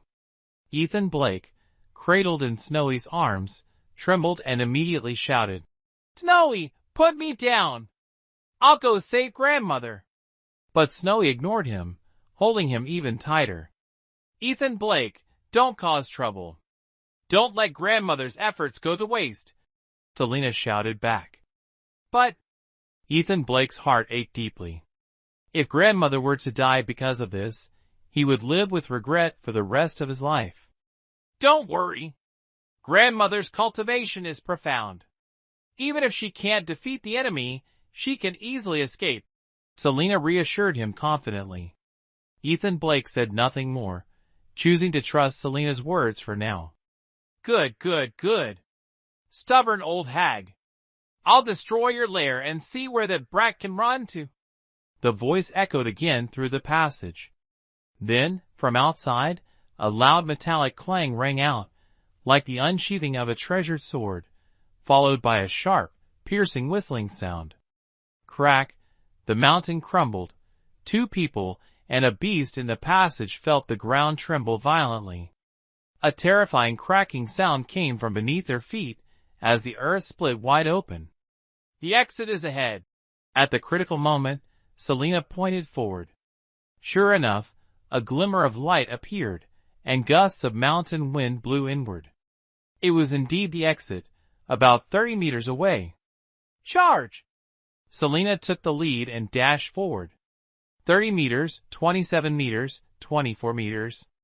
The closer they got to the exit, the brighter the light became, and the howling wind grew fiercer. Behind them, a massive fissure was rapidly spreading. The mountain cracked, the earth split apart, and expert from Virtue Keep it cleaved the entire mountain in two, even splitting the underground layers. With just 3 meters left to the exit, the fissure in the mountain and ground reached directly beneath their feet. Suddenly Selina and Snowy plunged downward, falling straight into the abyss below, a bottomless chasm. "Roar!" As they fell, Snowy grabbed hold of Selina, opened its jaws wide, and unleashed a beam of white light toward a protruding rock within the crevice. The powerful recoil force propelled Snowy's massive body backward. "Roar, roar, roar!" Using this momentum, Snowy curled its body and rolled out of the cave's entrance. Finally, they emerged into the snowy white world outside.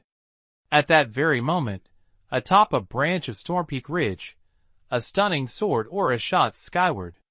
The entire mountain slowly collapsed, sending billowing clouds of dust and snow into the air. In the sky, dozens of figures stood suspended. The leader, holding a sword, his long beard fluttering in the wind, stood midair without any visible support. "Henry, it seems this time we'll return empty-handed," the sword-wielding man said in a deep voice. "That old witch is full of cunning tricks. She must have already taken the child out of the mountains." Henry Brooks, standing on the azure cloud mirror beside him, moved his lips slightly but said nothing. His gaze shifted far into the distance, where he spotted a patch of snow at the northern foothills of Storm Peak Ridge. Strangely, it seemed to stir briefly before becoming still again. Inwardly he wondered, did my eyes deceive me? Chapter 19. Farewell. An unnamed mountain peak in the Storm Peak Ridge range suddenly collapsed in broad daylight, disintegrating into fine dust and sinking, causing panic among the surrounding populace. At the foot of the snowy mountain, countless villages and many villagers witnessed the moment the nameless peak vanished. Believing an earthquake was imminent, they fled in haste as the ground trembled.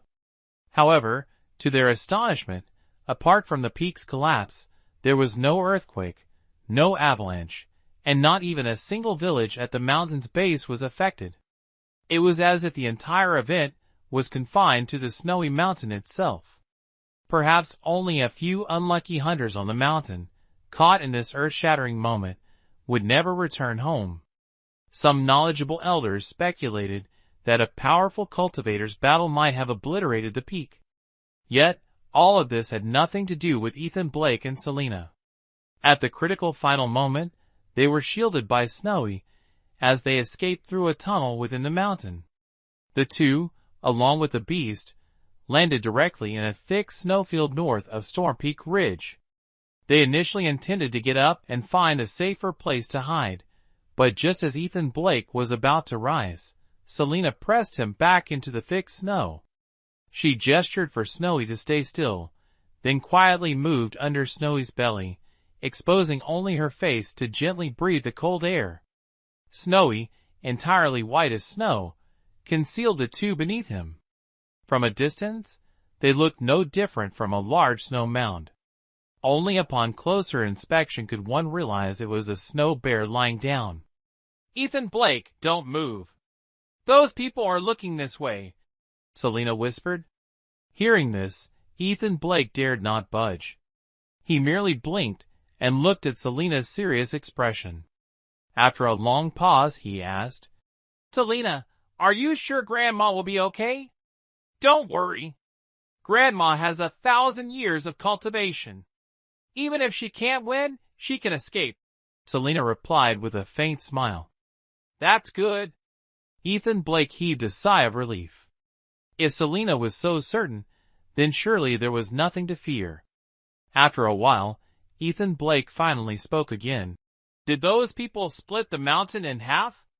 Selena nodded. That person was a cultivator at the spirit realm, capable of moving mountains and filling seas, possessing boundless power. Splitting a mountain peak is nothing extraordinary. Can cultivators really be that powerful?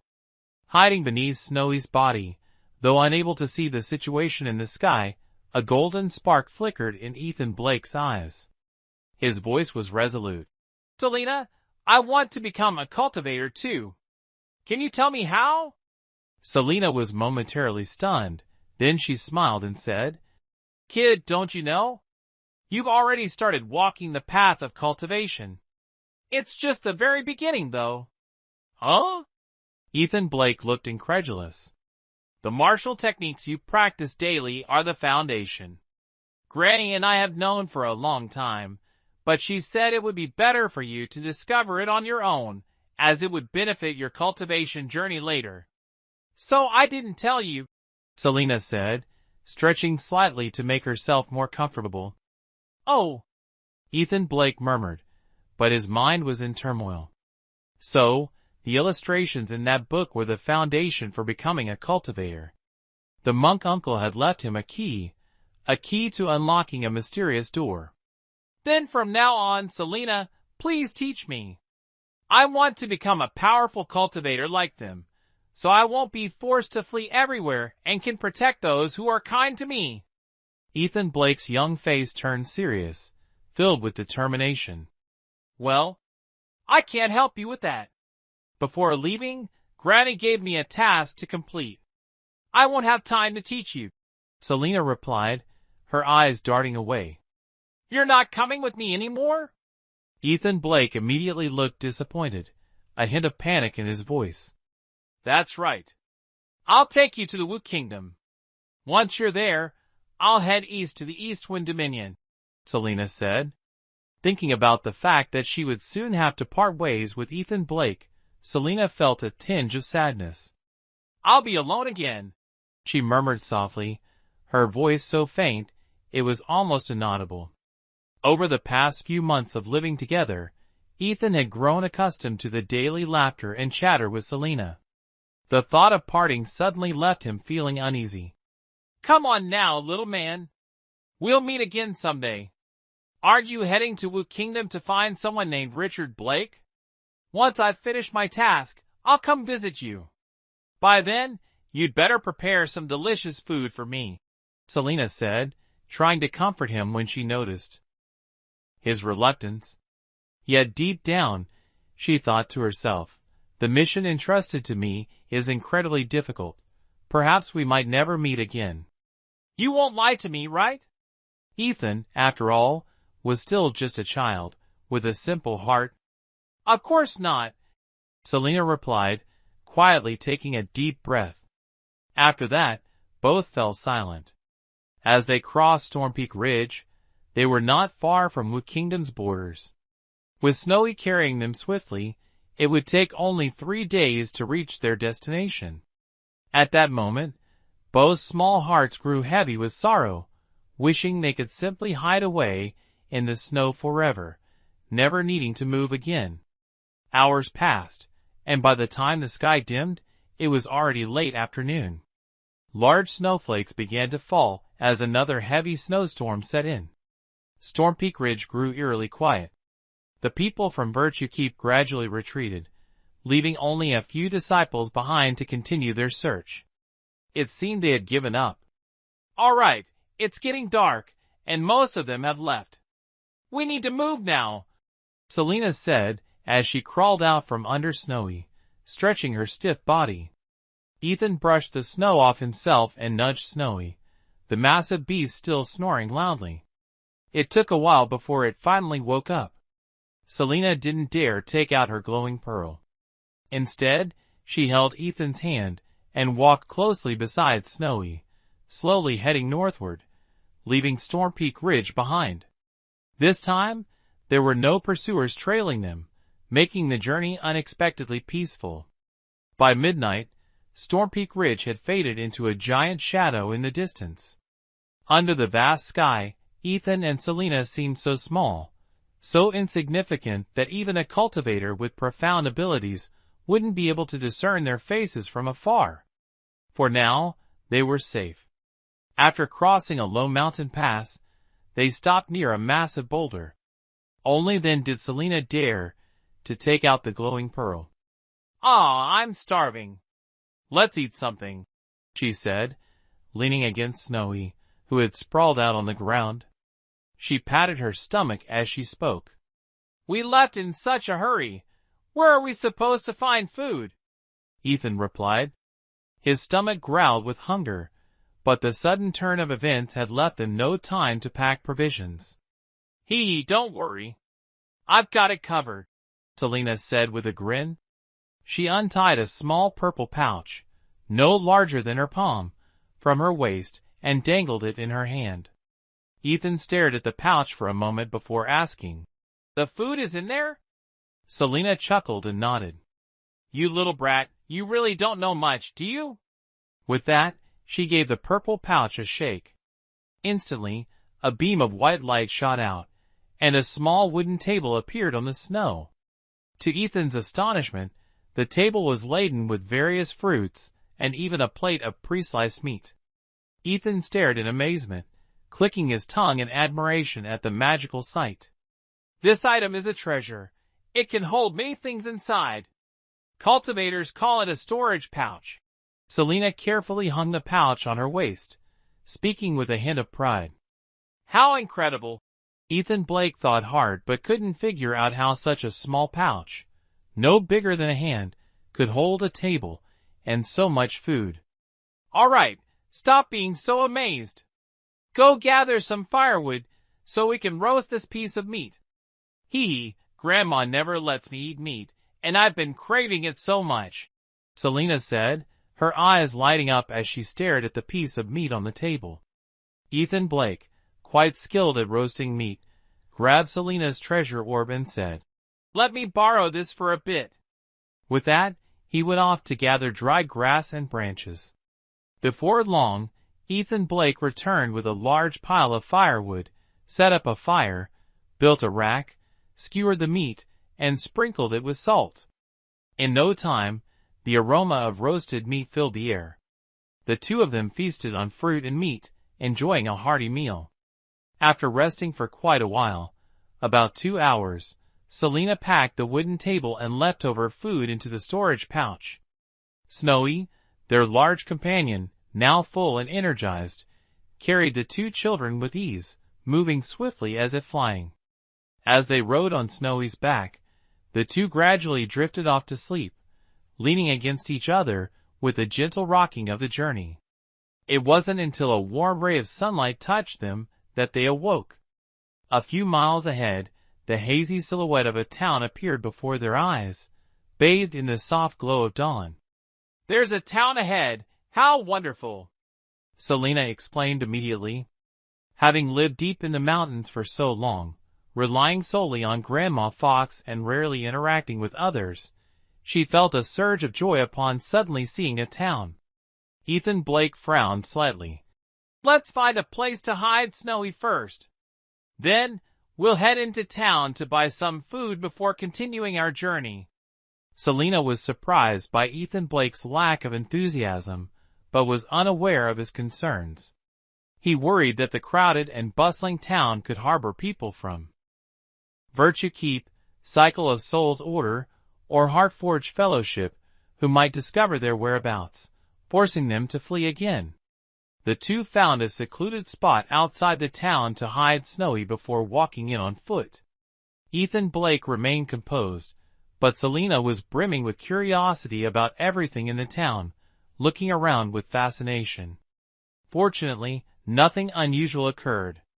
They spent the morning exploring the town, purchasing a variety of items, some of which Selena stored in her spatial bag, while the rest were bundled up for Ethan Blake to carry. However, the silver coins Ethan Blake had taken from William for the day were nearly exhausted.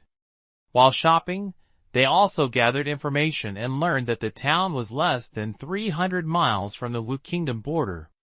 After leaving the town and reuniting with Snowy, they took a detour.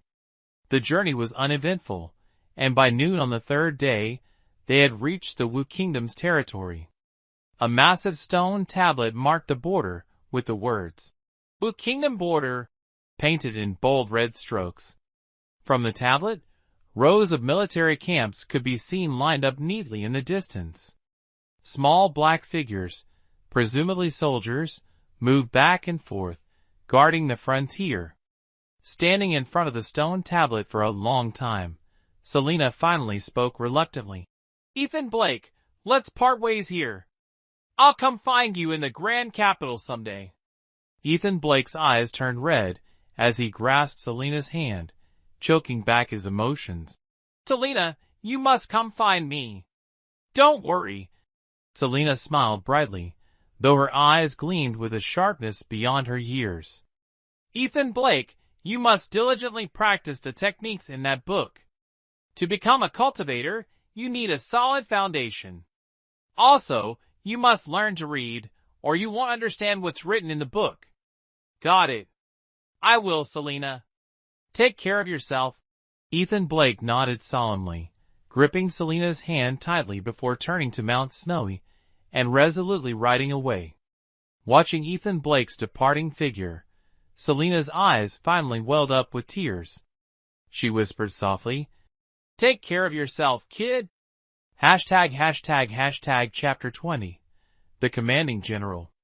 After bidding farewell to Selena, Ethan Blake rode Snowy and continued on his way, his face dazed. In his heart, the days spent with Selena felt like they had just happened yesterday, leaving him with an indescribable discomfort. "Hey! Stop right there!" As Ethan Blake was lost in his stream of memories, a loud shout suddenly rang out, startling him so much that he nearly fell off Snowy's back. Looking up, he saw 10 soldiers clad in gleaming armor, holding spears in their hands, standing not far away. Each of them wore a fierce expression. "Hey, kid, what are you doing wandering around here alone?" A burly man, who appeared to be the squad leader, waved his spear and shouted loudly. However, he didn't dare to step forward, clearly intimidated by Snowy. "I'm just passing through," Ethan Blake replied calmly after regaining his composure. The 10 soldiers all looked astonished. A child riding on the back of a massive, ferocious snow bear was already an unusual sight, but what surprised them even more was his calm demeanor. Facing them without an ounce of fear, his composure was utterly uncharacteristic for his age, as though a mature soul resided within his young body. "Get down! Get down here!"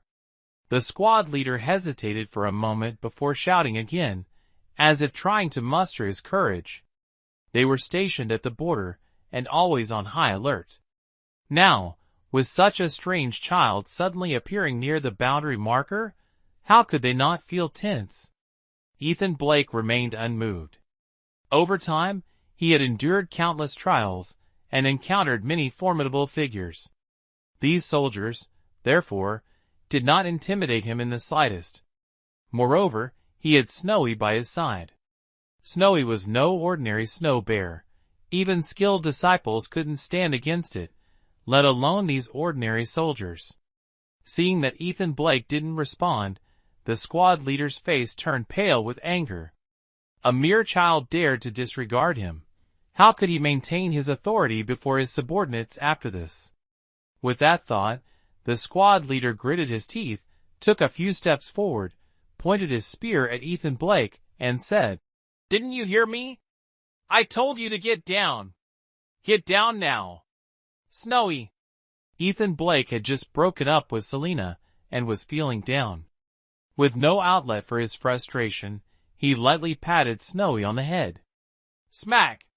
Snowy immediately understood Ethan Blake's intent and swung a paw, snapping the spear in the squad leader's hand cleanly in two. Then, it bared its fangs, growled menacingly, and its small eyes flashed with a fierce glint. This sudden move caused the squad leader to stagger and nearly fall. Forgetting any fear of being mocked by his subordinates, he let out a startled cry and quickly hid behind the others, terrified that Snowy might lash out at him. Again, Ethan Blake gave a faint smile, shook his head like an adult, and said, "Step aside, I want to pass." The soldiers exchanged glances, wondering if this was really a child. Only a true powerhouse could exude such commanding presence. Feeling secretly pleased with himself, Ethan urged Snowy forward, walking past the soldiers and continuing on his way. However, after a few steps, he halted again. The soldiers froze, cold sweat breaking out, unsure what the child intended to do next. Could he be planning to kill them to silence them? "Which way to the capital?" Ethan Blake's voice broke the tension, and everyone sighed in relief. The squad leader, trembling, replied, "If you head north from here for about 1,500 miles, you'll reach the capital." "All right."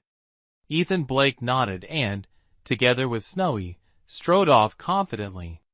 This time, he adjusted his course slightly to steer clear of the series of military camps in the area, avoiding unnecessary trouble. "Having real strength is amazing," he thought. After traveling a considerable distance, a smug grin appeared on Ethan Blake's youthful face. The earlier scene had been nothing more than a playful act on his part.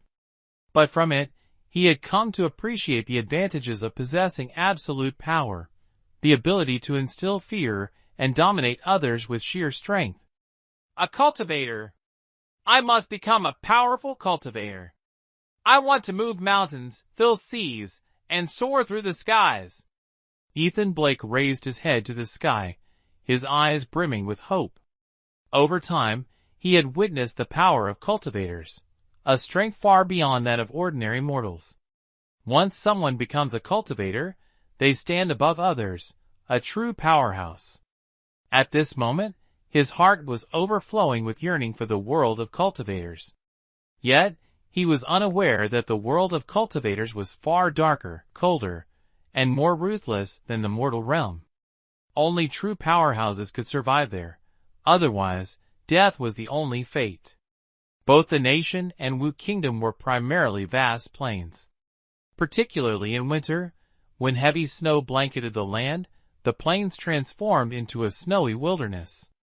For hundreds of miles, human presence was scarce, with only a few withered plants swaying weakly in the snowy wind, awaiting the arrival of spring and the revival of all life. Ethan Blake trudged northward, his head lowered as he walked, his mind constantly pondering the illustrations in the Codex of Might. Every time he thought of something enlightening, he couldn't help but wave his arms and legs in excitement. After all, with Snowy guiding him, he wasn't worried about losing his way. Clop, clop, clop. Suddenly, the sound of galloping hooves echoed from behind, pulling Ethan Blake out of his thoughts about the Codex of Might. Slightly annoyed, he turned around to see hundreds of knights riding tall, black stallions, fully armored, charging toward him at full speed. Could it be those soldiers' comrades coming after me? Ethan Blake thought to himself. Seeing the 100 knights rushing forward with an overwhelming aura, the thunderous sound of hooves striking fear in his heart, he couldn't help but feel a tinge of fear. Facing 10 ordinary soldiers, he could still pretend to stay calm, even act confident. But now, the opponents were hundreds of fully armed knights, and their sheer presence alone was suffocating. More importantly, despite surviving many hardships, he was, after all, still just a child. Roar! Snowy suddenly turned around and let out a thunderous roar toward the approaching knights. The galloping stallions were startled by the roar, neighing loudly and rearing up on their hind legs, almost throwing their riders off. The leader was a towering knight, as imposing as an iron fortress, with a thick beard and wielding a massive broadsword. At this moment, he was using one hand to rein in his panicked warhorse, glaring as he shouted, "Friend, please stop!" Huh? Ethan Blake was taken aback. A burly man like that calling a kid like him friend, what an oddity. Strange things happened every year, but this year seemed particularly peculiar. Ethan said nothing, sitting upright on Snowy's back. He thought to himself, if this man doesn't see me as a child, it must mean they're wary of Snowy. That's even better, less chance of being chased by them. Seeing Ethan Blake remain silent, Orange Cassidy, rather than getting angry, became even more cheerful. He dismounted, laughing heartily, and said, "Friend, after such a long journey, why not come to my camp for some meat, strong wine, and warmth?" He's inviting me to his camp for food and drink? Ethan Blake was stunned. Hearing the mention of meat, his stomach involuntarily growled. Luckily, the howling snowstorm drowned out the sound of his hunger. Ethan hesitated briefly, then nodded, thinking that if anything happened, Snowy could always carry him away. Food and drink, only a fool would refuse. This was his childish nature. If he were an adult, he would surely feign sophistication, decline the invitation, and leave with dignity. Who would risk danger just for a meal? Seeing Ethan Blake nod in agreement, Orange Cassidy silently admired him. Truly a remarkable individual, bold and daring. "Please!" Orange Cassidy gestured invitingly. Ethan Blake did not hesitate and took the lead. Only then did Orange Cassidy mount his horse and ride alongside him.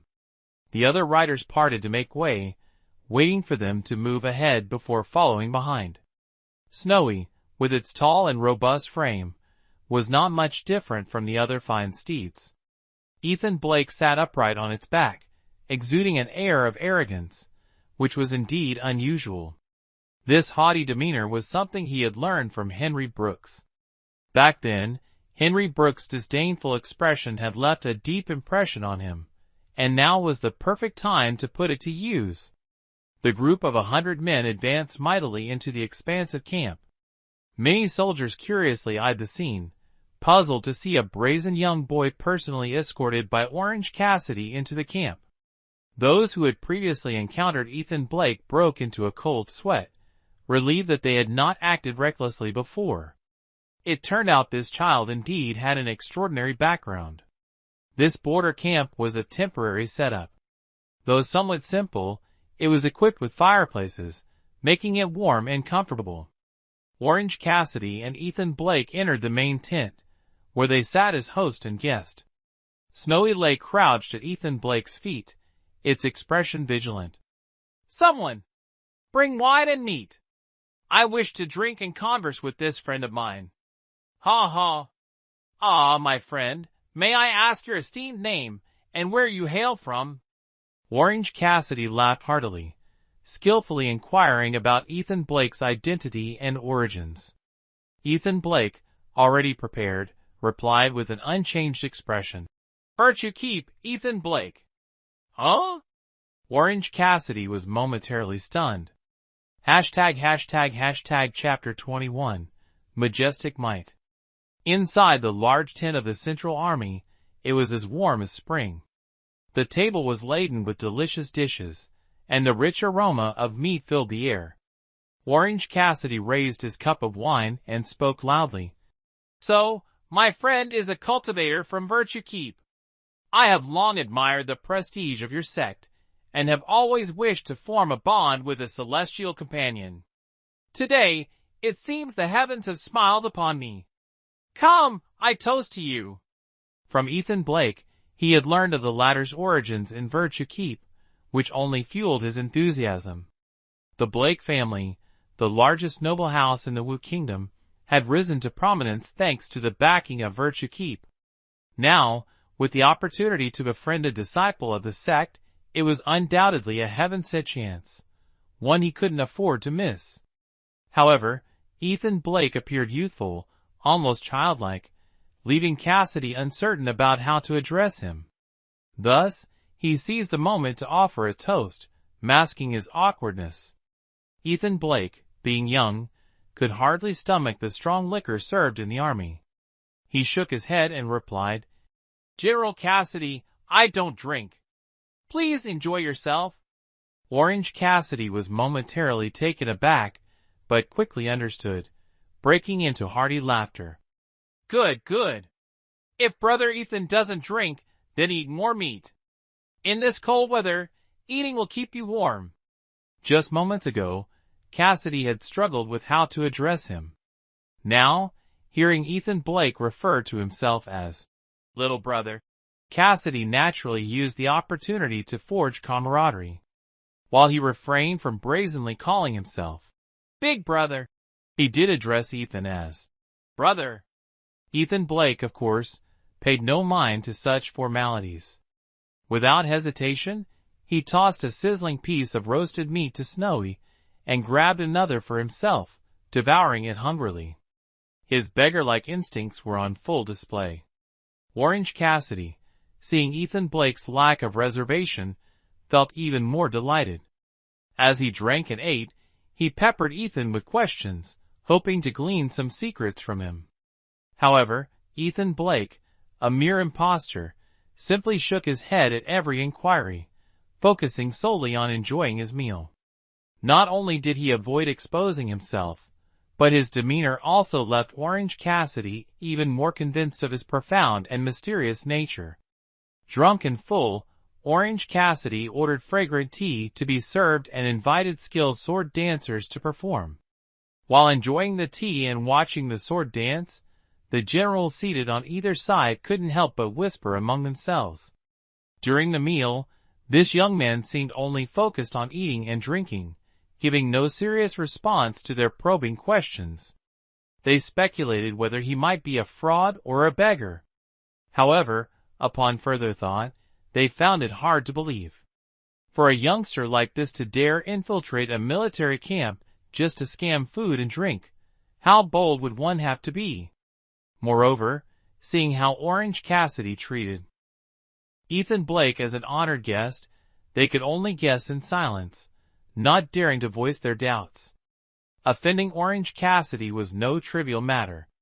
Ethan Blake, uninterested in the sword dance, felt slightly dizzy after eating his fill, and couldn't help but let out a long yawn. Observing his expression, Orange Cassidy immediately remarked, "Brother Ethan must be a bit tired.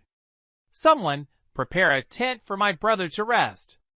At once, a soldier attending nearby received the order and left to arrange a resting place. Ethan Blake said nothing, but in his heart, he was calculating. He planned to seize the opportunity to escape with Snowy during the rest. This meal should be enough to sustain them for a day's journey. Before he could act on his plan, the thunderous sound of hoofbeats suddenly echoed outside the tent, followed by a loud shout. "Report." Next, a soldier staggered in, dropped to one knee, and hurriedly said, "General, the Icefield Kingdom has launched a surprise attack." "What?" Orange Cassidy slammed the table and stood up, shouting, "General, a 1,000-strong enemy force has crossed the border and is advancing toward our camp," the messenger soldier reported, catching his breath. "Damn it! They harass us every few days. I swear I'll crush them this time." Orange Cassidy roared in anger. "Generals, let's head out and annihilate them. We await your orders." The other officers responded in unison. Life in the border camp was like this. One moment, they were drinking and feasting. The next they were charging onto the battlefield, swords and spears soaked in blood. For these passionate warriors, it had long become a routine. "General, every time they raid the border, we end up in a stalemate and fail to break their spirit. Now that Brother Ethan is here, why not have him step in and teach them a lesson? Let them think twice before daring to provoke us again," suggested one of the station generals, his eyes darting toward Ethan Blake. Though they were military men, anyone who managed to thrive in the political arena was no fool. They harbored suspicions about Ethan Blake, but found it inconvenient to confront him directly. This was the perfect opportunity to test him. Orange Cassidy frowned, immediately understanding the general's intent. Turning to Ethan Blake, he said, "Brother Ethan, would you be willing to help us through this difficult situation?" Ethan Blake, who had been plotting his escape, hadn't expected this sudden twist. Annoyed, he was about to refuse when he heard them asking him to confront the approaching enemy to intimidate them. He couldn't help but inwardly groan. 1,000 soldiers? Forget that. He could probably knock Orange Cassidy himself flat with a single punch. Seeing Ethan Blake hesitate, the generals, who had been laughing and chatting moments ago, immediately turned cold. Their hands instinctively moved to the hilts of their swords at their waists, as if ready to cut him down if he refused. Gritting his teeth, Ethan Blake muttered under his breath, "Snowy, let's go check it out." "Roar!" Snowy seemed to sense that the situation was dire. Upon hearing Ethan Blake's voice, it immediately let out a deafening roar, causing the generals in the tent to turn pale. Cold sweat trickled down their backs as they realized that if they had acted recklessly earlier, they might have already lost their lives to this bear. Orange Cassidy rallied the troops and, alongside Ethan Blake, led the charge out of the camp. From a distance, they spotted an approaching enemy force. "Charge! Kill them all!" Orange Cassidy brandished the large blade in his hand and led the charge. In no time, they clashed with the enemy forces. Ethan Blake, who had never witnessed a battle between two armies before, was overwhelmed. Though this was merely a small-scale skirmish involving 1,000 men, the sight was no less shocking. "Snowy, be careful," Ethan Blake warned as he leapt off Snowy's back, allowing the bear to join the fray while he retreated to a safe distance to observe the battlefield. The brutal clash of cold steel was horrifying. Blood splattered everywhere, severed limbs occasionally flew through the air, and the sheer intensity of the scene was terrifying. Ethan Blake's face turned pale. He might not have been afraid of 1 or 2 deaths, but the large-scale carnage unfolding before him was far beyond what a child like him could endure. Moments earlier, a severed head had fallen at his feet. It belonged to the young officer who had just shared a meal with them in the main tent. His eyes were wide open, filled with unwillingness, but he had already departed from the mortal world. Ethan Blake's innocent soul was shaken by the horrifying scene, realizing for the first time the cruel side of the world. While Ethan Blake was paralyzed with fear, Snowy, whose fur was as white as snow, became a streak of white lightning on the battlefield. It could distinguish friend from foe with precision, roaring and swiping its massive claws. Anyone struck by Snowy suffered severe injuries, broken limbs at best, instant death at worst. Snowy's combat prowess was unmatched. The 1,000-strong army from the Icefield Kingdom was stunned. They had not expected a ferocious white bear to appear among the border troops of the Wu Kingdom, wreaking havoc and causing heavy casualties. A commander leading 100 soldiers quickly ordered his men to raise their spears and charge at Snowy. Snowy immediately stood upright, towering over 2 or 3 men in height. With a powerful swing of its massive paws, it grabbed a cluster of spears aimed at it, and, with a sudden burst of strength, hurled the soldiers holding them high into the air before they crashed violently to the ground. The surviving soldiers were visibly terrified. Any moment of hesitation allowed Wu Kingdom troops to close in and cut them down. The battle lasted only the time it takes to drink a cup of tea and ended with the Icefield Kingdom's forces routed. Fewer than 100 soldiers managed to flee in disarray. Orange Cassidy let out a hearty laugh, wiping the blood off his face as he rode up to Ethan Blake. "Brother Ethan," he shouted, "although I didn't see you display your might, that white bear of yours is truly formidable. I bet those Icefield Kingdom cowards who escaped will tremble at the mere mention of its name." Ethan Blake's complexion remained pale. The stench of blood hung heavily in the air, assaulting his senses. The food he had eaten earlier churned violently in his stomach, threatening to come back up. Pressing his lips together, Ethan nodded. Seeing Snowy return to his side, with fur stained by blood but no visible injuries, he felt slightly reassured. Climbing onto the bear's back without a word, he turned and left, though his direction was not toward the camp. Orange Cassidy was momentarily stunned but quickly spurred his horse to catch up, saying, "Brother Ethan, I was reckless earlier. Please forgive me." As he spoke, he silently cursed the military officer who had suggested Ethan Blake join the battle. It was rare enough to encounter a cultivator, let alone a disciple of virtue keep. Not only had he failed to curry favor, but he had also risked offending him. Losing such an opportunity was infuriating. Ethan Blake shook his head and replied, "General Cassidy, you worry too much. I have urgent matters to attend to in the Grand Capital and cannot stay long." His attempt to sound mature was somewhat convincing, though his youthful, childlike voice betrayed him.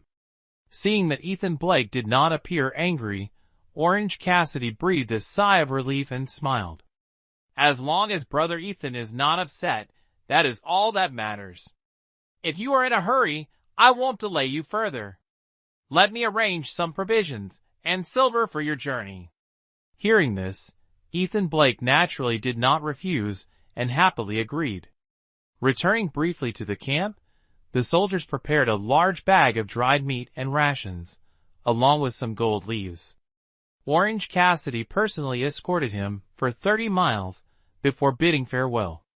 Meanwhile, the military officers who had previously doubted Ethan Blake were now filled with admiration after witnessing Snowy's prowess in battle. The spiritual beast had charged through thousands of soldiers, invincible, leaving them awestruck. If the beast accompanying Ethan was so formidable, how powerful must Ethan himself be? They speculated he was simply concealing his true strength. The officer who had suggested Ethan join the battle was particularly deferential toward Orange Cassidy, fearing retribution. However, Orange Cassidy paid him no mind. Instead, he respectfully handed a command token to Ethan Blake and said, "Brother Ethan, The journey to the grand capital spans thousands of miles, with countless checkpoints along the way. Please take this token. It will ensure you pass through without any hindrance. Despite wondering if a cultivator like Ethan would even need such a token, Orange Cassidy was surprised when Ethan accepted it, fiddling with it briefly before saying, "Thank you, General. I'll take my leave now. If fate allows, we shall meet again." With that, he mounted Snowy and sped off.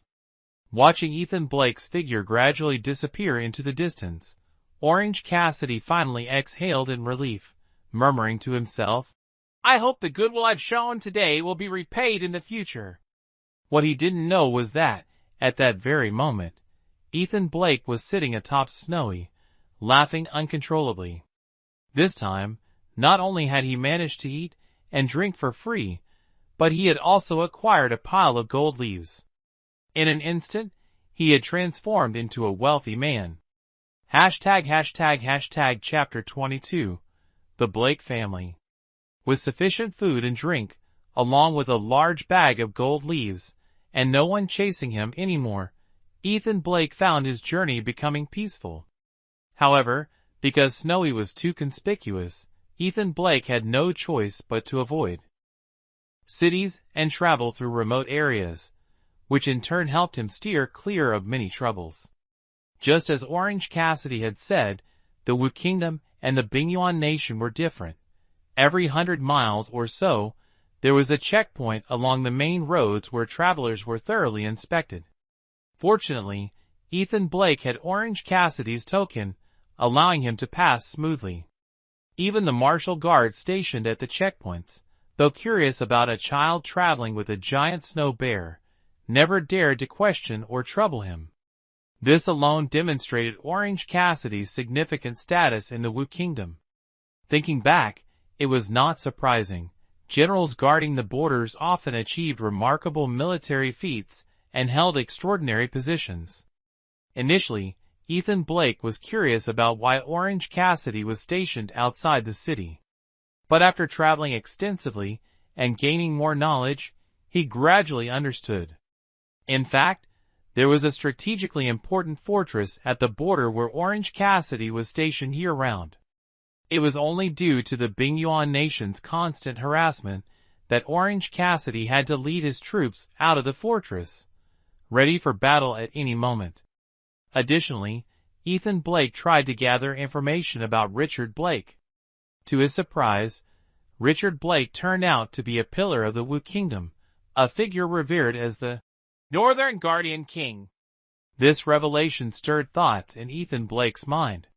He took out the longevity lock left to him by Margaret Snow, pondering and silently speculating about the connection between Margaret Snow and the Blake family. However, being young, he couldn't figure it out for the time being. Deciding to stop overthinking, he focused on his journey, aiming to reach the grand capital and meet Richard Blake. Half a month passed quietly on the road. Finally, Ethan Blake crossed the snowy plains and arrived outside the grand capital, the capital city of the Wu Kingdom. However, by the time he reached the city, it was already dark. Concerned about Snowy by his side, Ethan Blake decided not to risk entering the city at night. Instead, he temporarily took shelter on a low mountain outside the city, planning to arrange a safe spot for Snowy the next day before entering the city alone. That night, the moon shone brightly, and the stars sparkled in the sky. Ethan Blake and Snowy ate some dried meat, and then rested beneath a large tree. Leaning against Snowy's soft and warm belly, Ethan Blake carefully reflected on everything that had happened in recent days. Finally, he sighed and said, "Snowy, tomorrow I have to enter the city. We might have to part ways for a while. Stay hidden here, and take care of yourself. When I get the chance, I'll come out to visit you." Snowy let out a soft whimper, its eyes filled with reluctance. Snowy, I don't want to leave you either," Ethan said with a heavy heart. "But I promised Mother that I would achieve great things. For now, I can only seek refuge with Richard Blake to create opportunities for myself."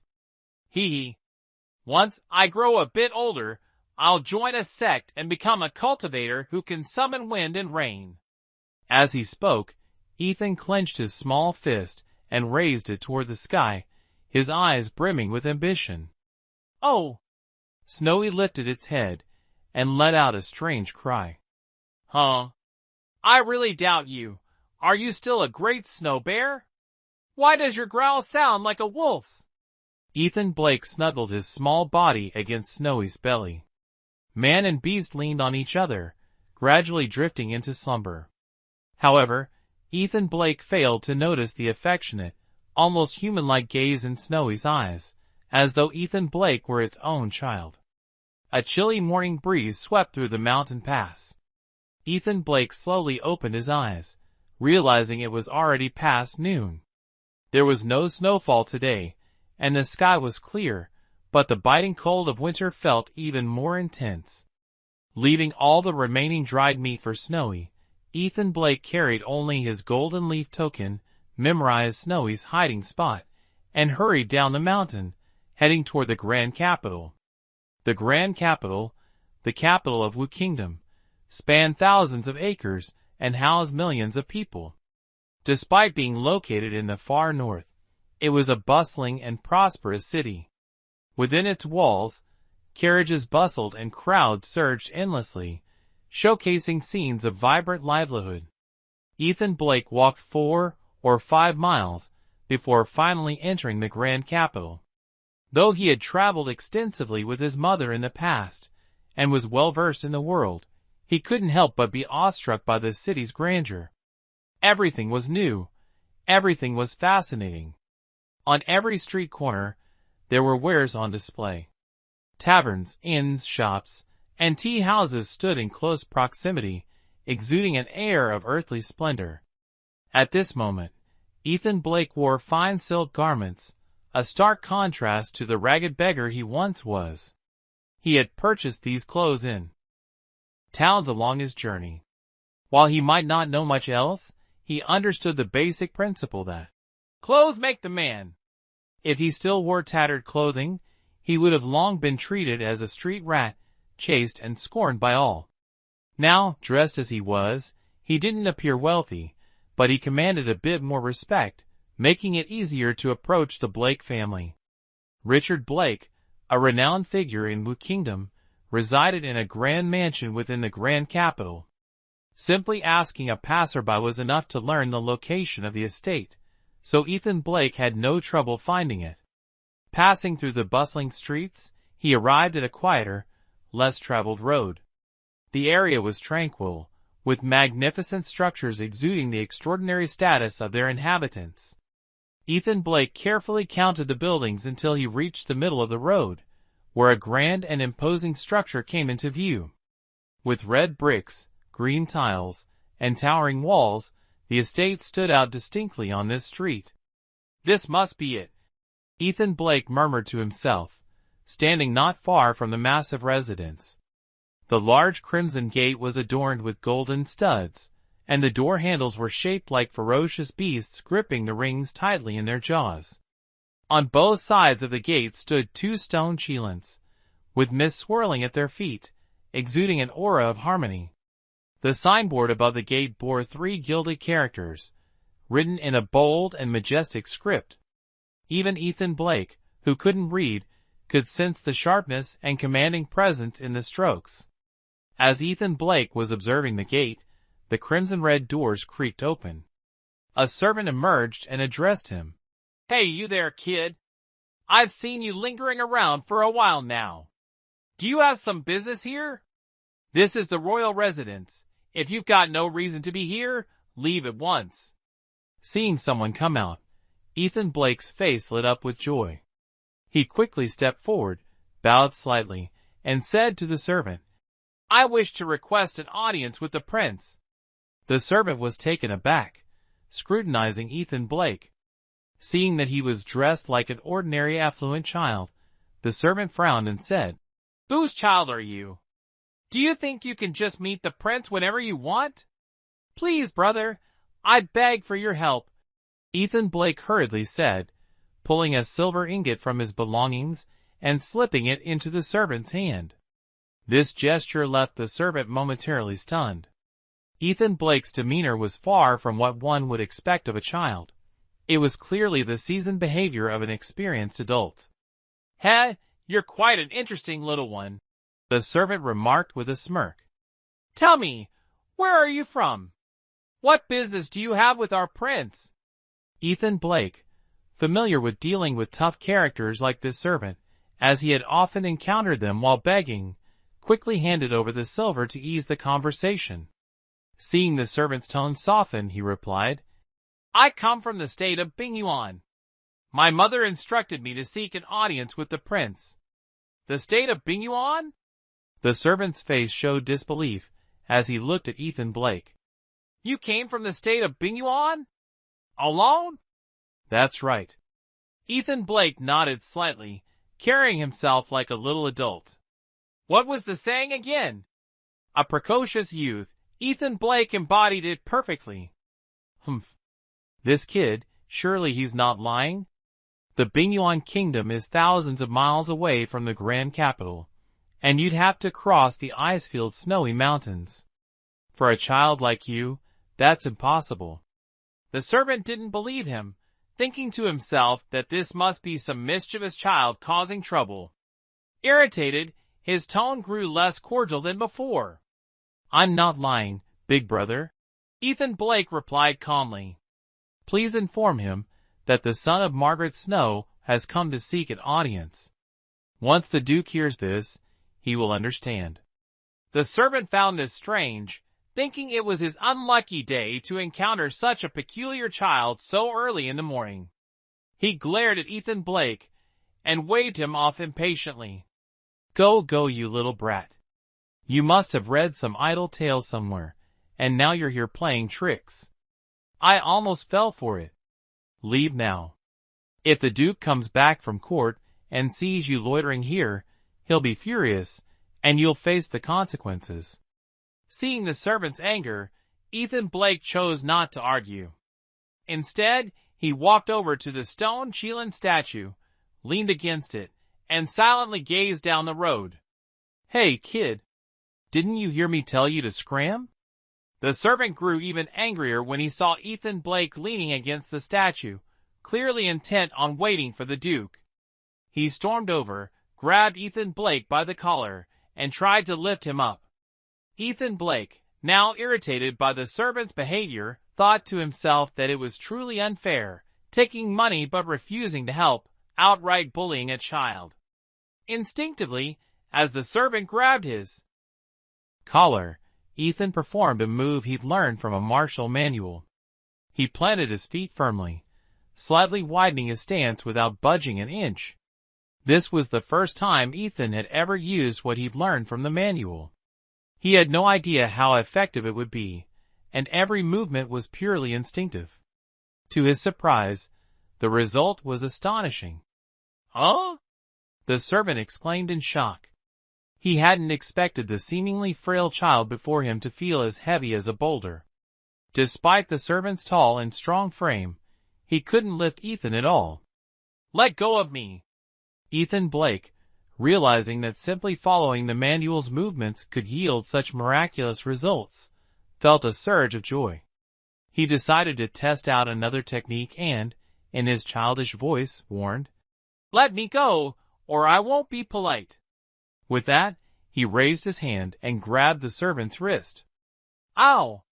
The servant cried out in pain, immediately letting go and leaping back several feet, staring at Ethan in horror. For the first time, he began to believe that this child might truly have crossed the snowy mountains and traveled thousands of miles to get here. "The book left by Uncle Taoist is truly incredible," Ethan Blake thought, feeling overjoyed. He hadn't expected that by relying on the techniques from the scripture, he could use the weak to defeat the strong. For a child of just 7 or 8 years old, being able to suppress a servant of the Blake royal mansion was astonishing. "This time, do you believe me?" At Orange Cassidy's place, Ethan had once pretended to be a master and reaped quite a few benefits. This habit had only grown, and now he couldn't help but reveal a smug, arrogant expression. The servant, who had long served in the royal mansion and was well versed in worldly matters, suddenly sensed an overwhelming aura emanating from this child. It carried a hint of oppression, causing the servant's heart to pound. He thought to himself, "Could it be that this child is a hidden master? What is his purpose in coming to our mansion?" Seeing the servant staring at him, his eyes flickering uneasily and his face full of doubt, Ethan Blake let out a cold laugh and said, "What? Still want to give it another try?" Clop, clop, clop. At that moment, the sound of horse hooves echoed crisply on the long stone road. A middle-aged man with an imposing appearance, exuding an overwhelming presence, rode atop a tall horse, approaching from the end of the street. The early morning wind blew the hem of his robe, amplifying his commanding aura to its peak. It was the demeanor of someone who had held a high position for a long time, something that couldn't be learned. From a distance, Ethan Blake's heart began to race. The immense oppressive feeling, like a mountain pressing down, enveloped him. This sensation was something he had felt before on Henry Brooks. "I must endure this," Ethan thought, straightening his back and lifting his chin slightly to resist the intense pressure. "Your Grace." The servant quickly ran forward, calling out loudly, "That man, is he Richard Blake?" Chapter 23. The Royal Residence. Ethan Blake's heart was filled with curiosity. A middle-aged man on horseback approached from the corner of the street, exuding an extraordinary aura, his entire demeanor radiating the authority of someone in a superior position. Yet, such a figure arrived alone. Moreover, even at the Duke's residence, only a single servant came out to greet him, vastly different from the ostentatious displays of officials and wealthy merchants Ethan had encountered before, who always traveled with grand entourages. The contrast was like night and day. "Is he Richard Blake?" Ethan Blake wondered to himself. A servant hurriedly ran over, shouting from afar, "Your Grace!" The middle-aged man on horseback frowned slightly and scolded, "Third son, look at you, flustered like that. Where's your composure?" So, the servant's name was Third Son, clearly following the family name of his master, thus called Third Blake. "Your Grace." Third Blake, realizing his impropriety, quickly lowered his head and walked beside the noble steed, speaking in a moderate tone. "Your Grace, there's a strange child at our front gate, claiming to be from the Icefield Kingdom." "Oh!" The middle-aged man turned his gaze toward the grand entrance of his residence. Sure enough, he spotted a child standing before the stone Sheelan statue, chest puffed out, resembling a small spear, meeting his gaze without the slightest hint of fear. "They came from the Icefield Kingdom? Alone?" The sound of hooves echoed, as the middle-aged man asked in a deep voice. "Yes, Your Grace. The child also mentioned that their mother sent them to find you. Apparently, her name is Margaret Snow," Third Blake explained. "Margaret Snow?" The middle-aged man was visibly shaken. With a crisp crack of his whip, the horse immediately galloped at full speed toward the gate.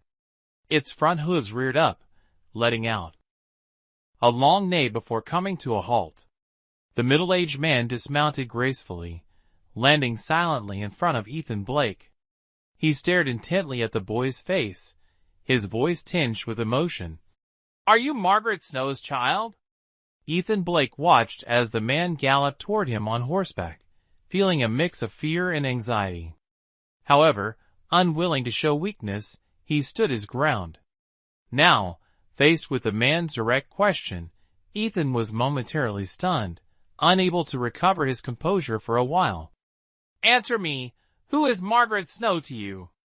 Seeing Ethan Blake seemingly dazed, the middle-aged man raised his voice, his aura intensifying. "She is my mother." Ethan Blake snapped back to reality, trying to suppress the turmoil in his heart. Looking at the man before him, he spoke in a hoarse voice. Every time he thought of his mother, a sharp pain pierced his chest. Margaret Snow's face and voice vividly appeared in his mind, impossible to forget. "What proof do you have?" The middle-aged man's voice trembled slightly, his hand gripping the horsewhip tightly, revealing his overwhelming emotions. "The longevity locket."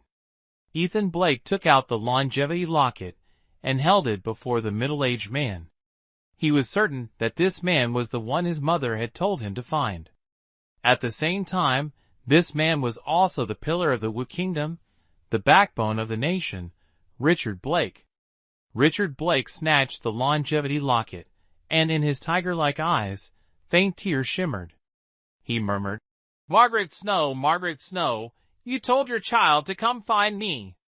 Does this mean you've forgiven me?" Third Blake, who was leading the horse nearby, was curious. The once composed and unshakable Duke seemed so out of character today. "Your Grace." Third Blake called softly out of concern for his master. "It's cold outside. Let's go inside the manor and talk." Deep breaths. Despite everything, Richard Blake was a man who stood above thousands, having weathered countless storms. Realizing his momentary loss of composure, he quickly took a deep breath to calm his turbulent emotions. He then lifted Ethan Blake into his arms and said, "Child, you must be cold. Come, let's go inside. I have so many questions to ask you." Ethan Blake was startled by Richard Blake's sudden action. Instinctively, he wanted to struggle, but when he saw the kind smile on Richard Blake's dignified face, his heart ached, and he gave up resisting. That smile was so much like his mother's. Every time Ethan had been wronged or bullied outside, his mother would always smile at him just like that, gentle, caring, with a hint of indulgence. Ethan Blake's nose stung, and for a moment, it felt as if his mother was standing beside him. The middle-aged man holding him seemed to be the father he had dreamed of countless times. A profound sense of happiness engulfed Ethan Blake, making everything he had endured before seem insignificant. That broad, warm chest became his haven. The surrounding scenery blurred, like hazy reflections in a dream, lacking any clear shape.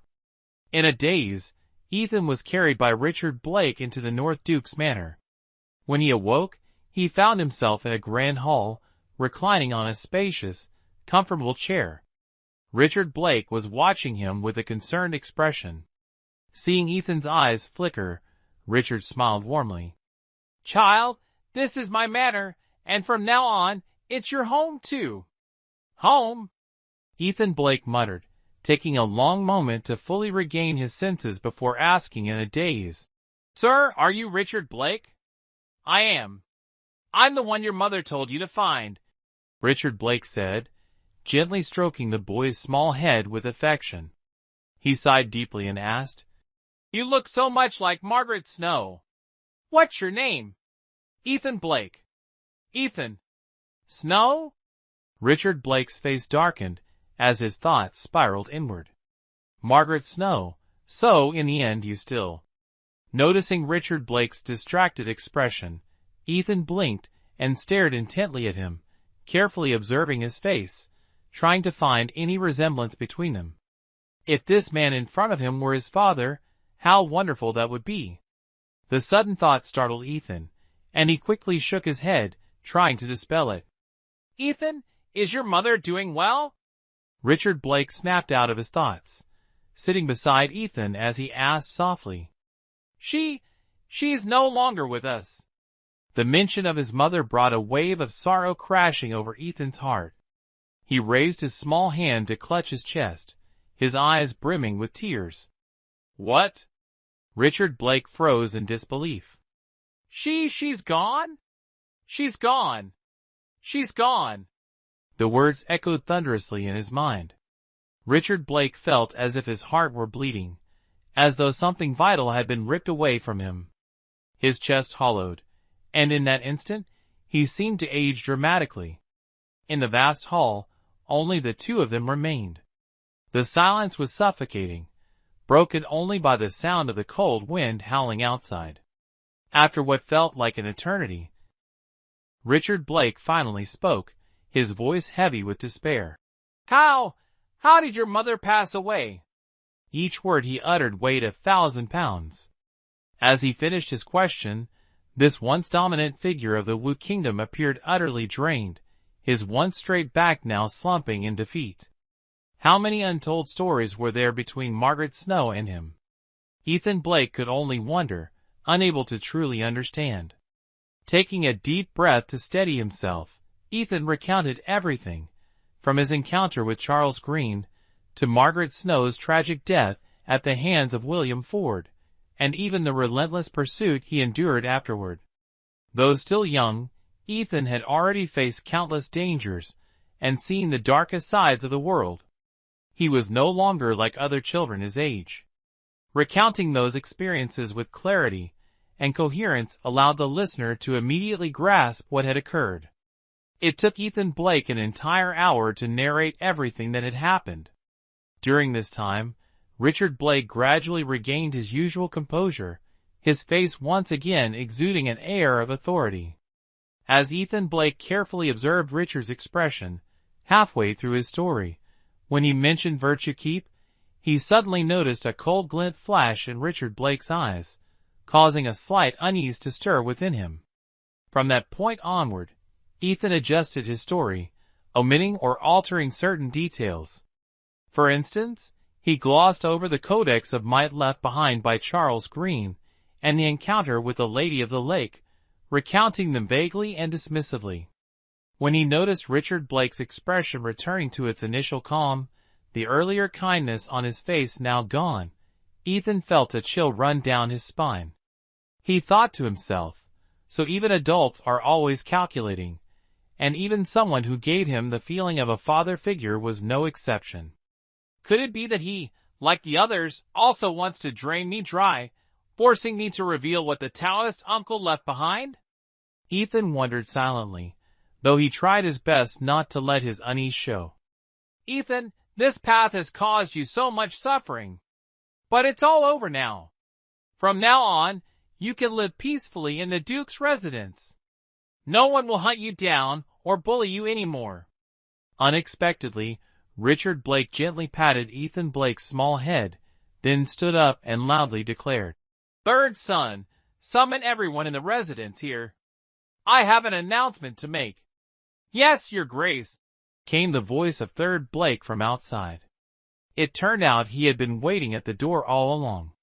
Moments later, the sound of hurried footsteps mixed with the chatter of men and women, accompanied by the jingling of wind chimes, filled the air. The atmosphere quickly turned lively. The doors to the main hall swung open, and a crowd of people entered.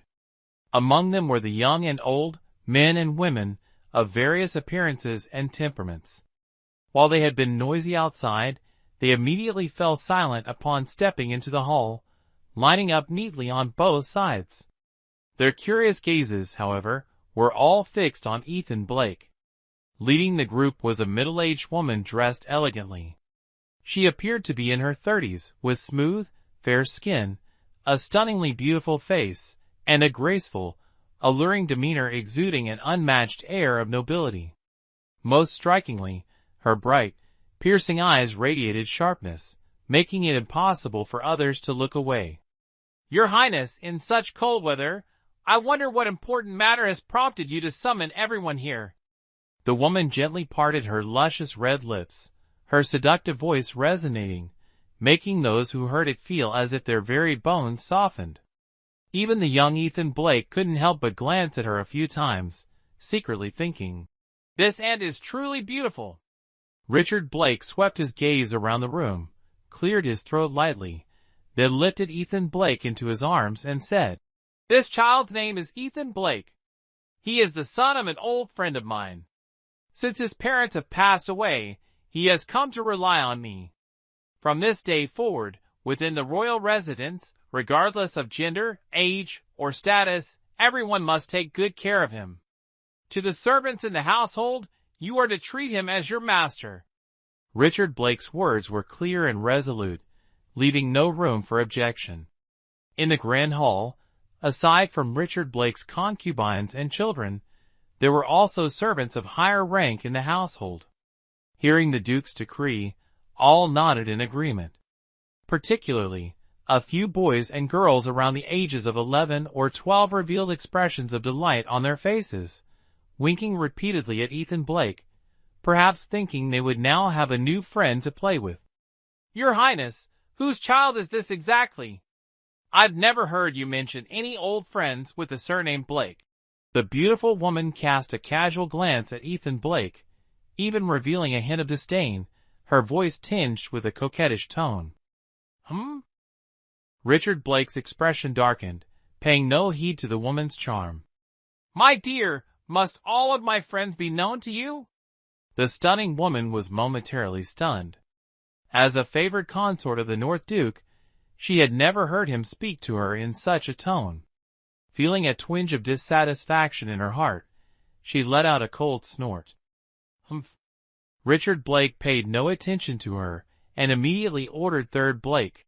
Third son, from now on, you will be responsible for Ethan Blake's daily life. Additionally, assign 4 maids to assist. Furthermore, clean up the Shuyang courtyard and make it his residence. You will also move there. The monthly living expenses will follow the standard of other heirs. Yes, my lord, Third Blake promptly responded. Taking care of a young heir like this was indeed a lucrative task. How much could a child possibly spend? The leftover amount would surely end up in the pockets of the servants like them. Ethan, from now on, consider this place your home. Rest for a few days, and once you recover, you can join your brothers and sisters for lessons. Richard Blake placed Ethan Blake down and handed him over to Third Blake. Third son, you must fulfill your duties as a servant and are not allowed to bully the newcomer. Chapter 24. Save. The addition of one more person to the Northern Guardian Duke's residence was not a significant matter. Everyone understood this. After giving some instructions, Richard Blake quickly left. Seeing that the Duke had departed, the others felt it was meaningless to stay any longer, so they took turns bidding farewell to Ethan Blake before dispersing. As for the beautiful lady, she glanced at Ethan Blake with a half-smile and said, Hey kid, our Northern Guardian Duke's residence has many rules. Don't go breaking them. Initially, Ethan Blake found this woman beautiful and somewhat approachable, but when her disdain for him became apparent, any good impression he had of her vanished completely. Hearing her harsh words now, he felt uncomfortable and turned his face away, refusing to engage. The woman's expression shifted slightly, but in such a public setting, making things difficult for a child would only invite criticism. She let out a cold snort, turned around, and left. As she passed Third Blake, she spoke sharply. Third, make sure to tell your little master what is and isn't allowed in the Northern Guardian Duke's residence. Yes, your grace, please take care. Third Blake replied, bowing low and not daring to offend her. Only after she had walked away did he frown slightly. In the grand hall, most people had already left, leaving behind a few young boys and girls who approached Ethan Blake to make conversation. They were all Richard Blake's children, though from different mothers. The eldest, a refined and gentle-looking boy of about 15 or 16, was named Owen Blake. Ethan Blake greeted each of them, learning their names in the process. Apart from Owen Blake, there were Connor Blake, Sonny Blake, and Randy Blake, all boys. There was also a girl about 13 or 14 years old named Susan Blake. She alone wore an expression of disdain, but since she was with her brothers to greet Ethan, she couldn't leave prematurely. When Ethan Blake nodded at her in a friendly gesture, Susan Blake wrinkled her nose and ignored him. Seeing this, Owen Blake smiled and said, Brother Ethan, Susan has a personality like that. Don't take it to heart. Ethan Blake shook his head and replied, It's my fault for upsetting Sister Susan. Did you coat your words with honey? I wonder where Father picked you up from. A brat like you dares to come to our northern duke's residence, calling yourself a brother to the heir and the princess." Susan Blake pouted, her words sharp and cutting. Ethan Blake gave a faint smile, paying no attention. Back when he was begging for food, he had heard far harsher words than these. This was nothing to him. Seeing Ethan Blake completely ignore her, Susan Blake grew furious, wanting to lash out, but with Owen Blake present, she could only stomp her foot and threaten harshly. "Ethan Blake, don't provoke me, or you will regret it." With that, she lifted her dress and stormed out. Ethan Blake, clueless as to why this Princess Susan was so angry, could only shake his head with a bitter smile. After a brief chat with Ethan, Owen Blake and his brothers took their leave. By this time, Third Blake had already arranged for 4 maids to tidy up the Rising Sun courtyard. Seeing that the heirs and the princess had all left, Third Blake stepped forward and said, "Young Master Ethan, shall we head back now?" Ethan Blake nodded, slightly embarrassed as he said, "I apologize for earlier at the main gate. I might have been a bit too rough." "Oh, young master, please don't say that. It was my fault for being blind to your abilities. For someone so young to have such skills, your future achievements are boundless." Third Blake quickly replied. "You flatter me," Ethan Blake said with a smile, trying to mimic the demeanor of the heirs earlier, as he let Third Blake lead the way to the Rising Sun courtyard. The Northern Duke's residence spanned thousands of acres, filled with luxurious pavilions, corridors, and gardens. The intricate beauty everywhere left Ethan Blake dazzled. Without a guide, he would have surely gotten lost. The more he observed the opulence around him, the more curious he became. Unable to hold back, he asked, "Third Blake, I'm a bit curious. When the Duke goes out, why does he travel alone? Doesn't he use any servants or carriages?" Third Blake chuckled at the question and explained, "Young master, that's just the Duke's habit. Though he is a man above all others, his lifestyle is incredibly simple. This luxurious residence, for instance, wasn't built by the Duke, but was a gift from His Majesty." "I see," Ethan Blake murmured, nodding quietly. He recalled how, when he mentioned virtue keep to Duke Richard Blake, a cold glint had flashed in the Duke's eyes. Ethan couldn't help but think that this Richard Blake might be a cunning and deceitful man. Such a grand residence, yet he goes out projecting simplicity. It seemed like a calculated show for the world. This thought sparked a hint of caution in Ethan's mind. After walking for a while, the two arrived at a secluded courtyard. The yard was spacious, with trees Ethan had never seen before, though their leaves had withered in the winter chill. In the center stood a small, exquisite 2-story pavilion.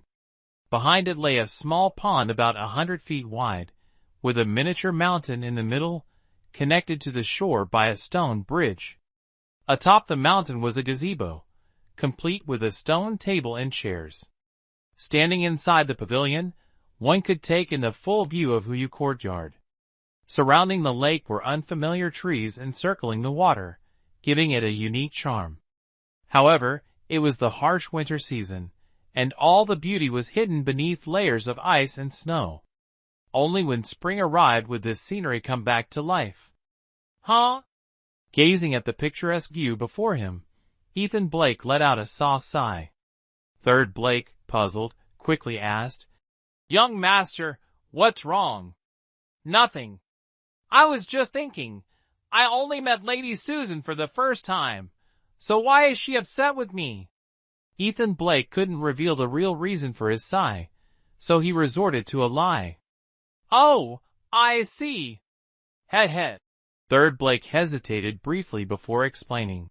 This Huyu Courtyard, Lady Susan had requested it from the Duke many times, but he never agreed. Now that it's been given to you, of course, she's unhappy." "I see." Ethan Blake nodded, thinking to himself how he had unintentionally offended someone.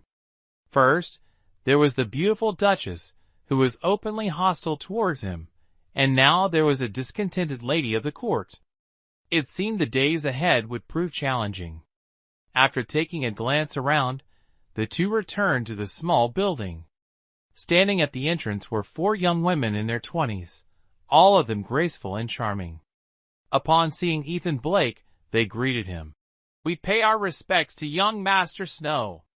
Ethan Blake blushed. He had never been treated this way before, and felt somewhat awkward as he replied, "You ladies don't need to be so formal. Just call me Ethan Blake." "We wouldn't dare," the 4 women quickly responded. "Young Master," Third Blake interjected. "These are Yin and I, Bing and I, Ju and I, and Xiang and I. From now on, they will serve as the maids of our Huyu courtyard." Ethan Blake understood that such maids rarely used their real names, instead adopting casual ones. Though their attire was decent, their status was lowly, often treated like livestock by their masters. In essence, they were no different from beggar children like himself. His tone softened as he said, "Ladies, I've remembered all your names." The 4 women felt uneasy at such politeness from their master, and didn't know how to respond. They turned to Third Blake for guidance. Third Blake shrugged and said, "All right, let's escort the young master inside. They've prepared hot water for you to bathe." With the 4 women surrounding him like stars around the moon, Ethan Blake was led into the small building, where they helped him change into new clothes. Meanwhile, Third Blake headed to the kitchen to prepare a meal for Ethan Blake. After Ethan finished bathing and enjoyed a hearty meal, the following days were spent at Huyu Courtyard, chatting with Third Blake and the 4 maids. Ethan Blake, with his vast knowledge, often shared fascinating stories that delighted the maids, even captivating Third Blake, who would eagerly ask questions.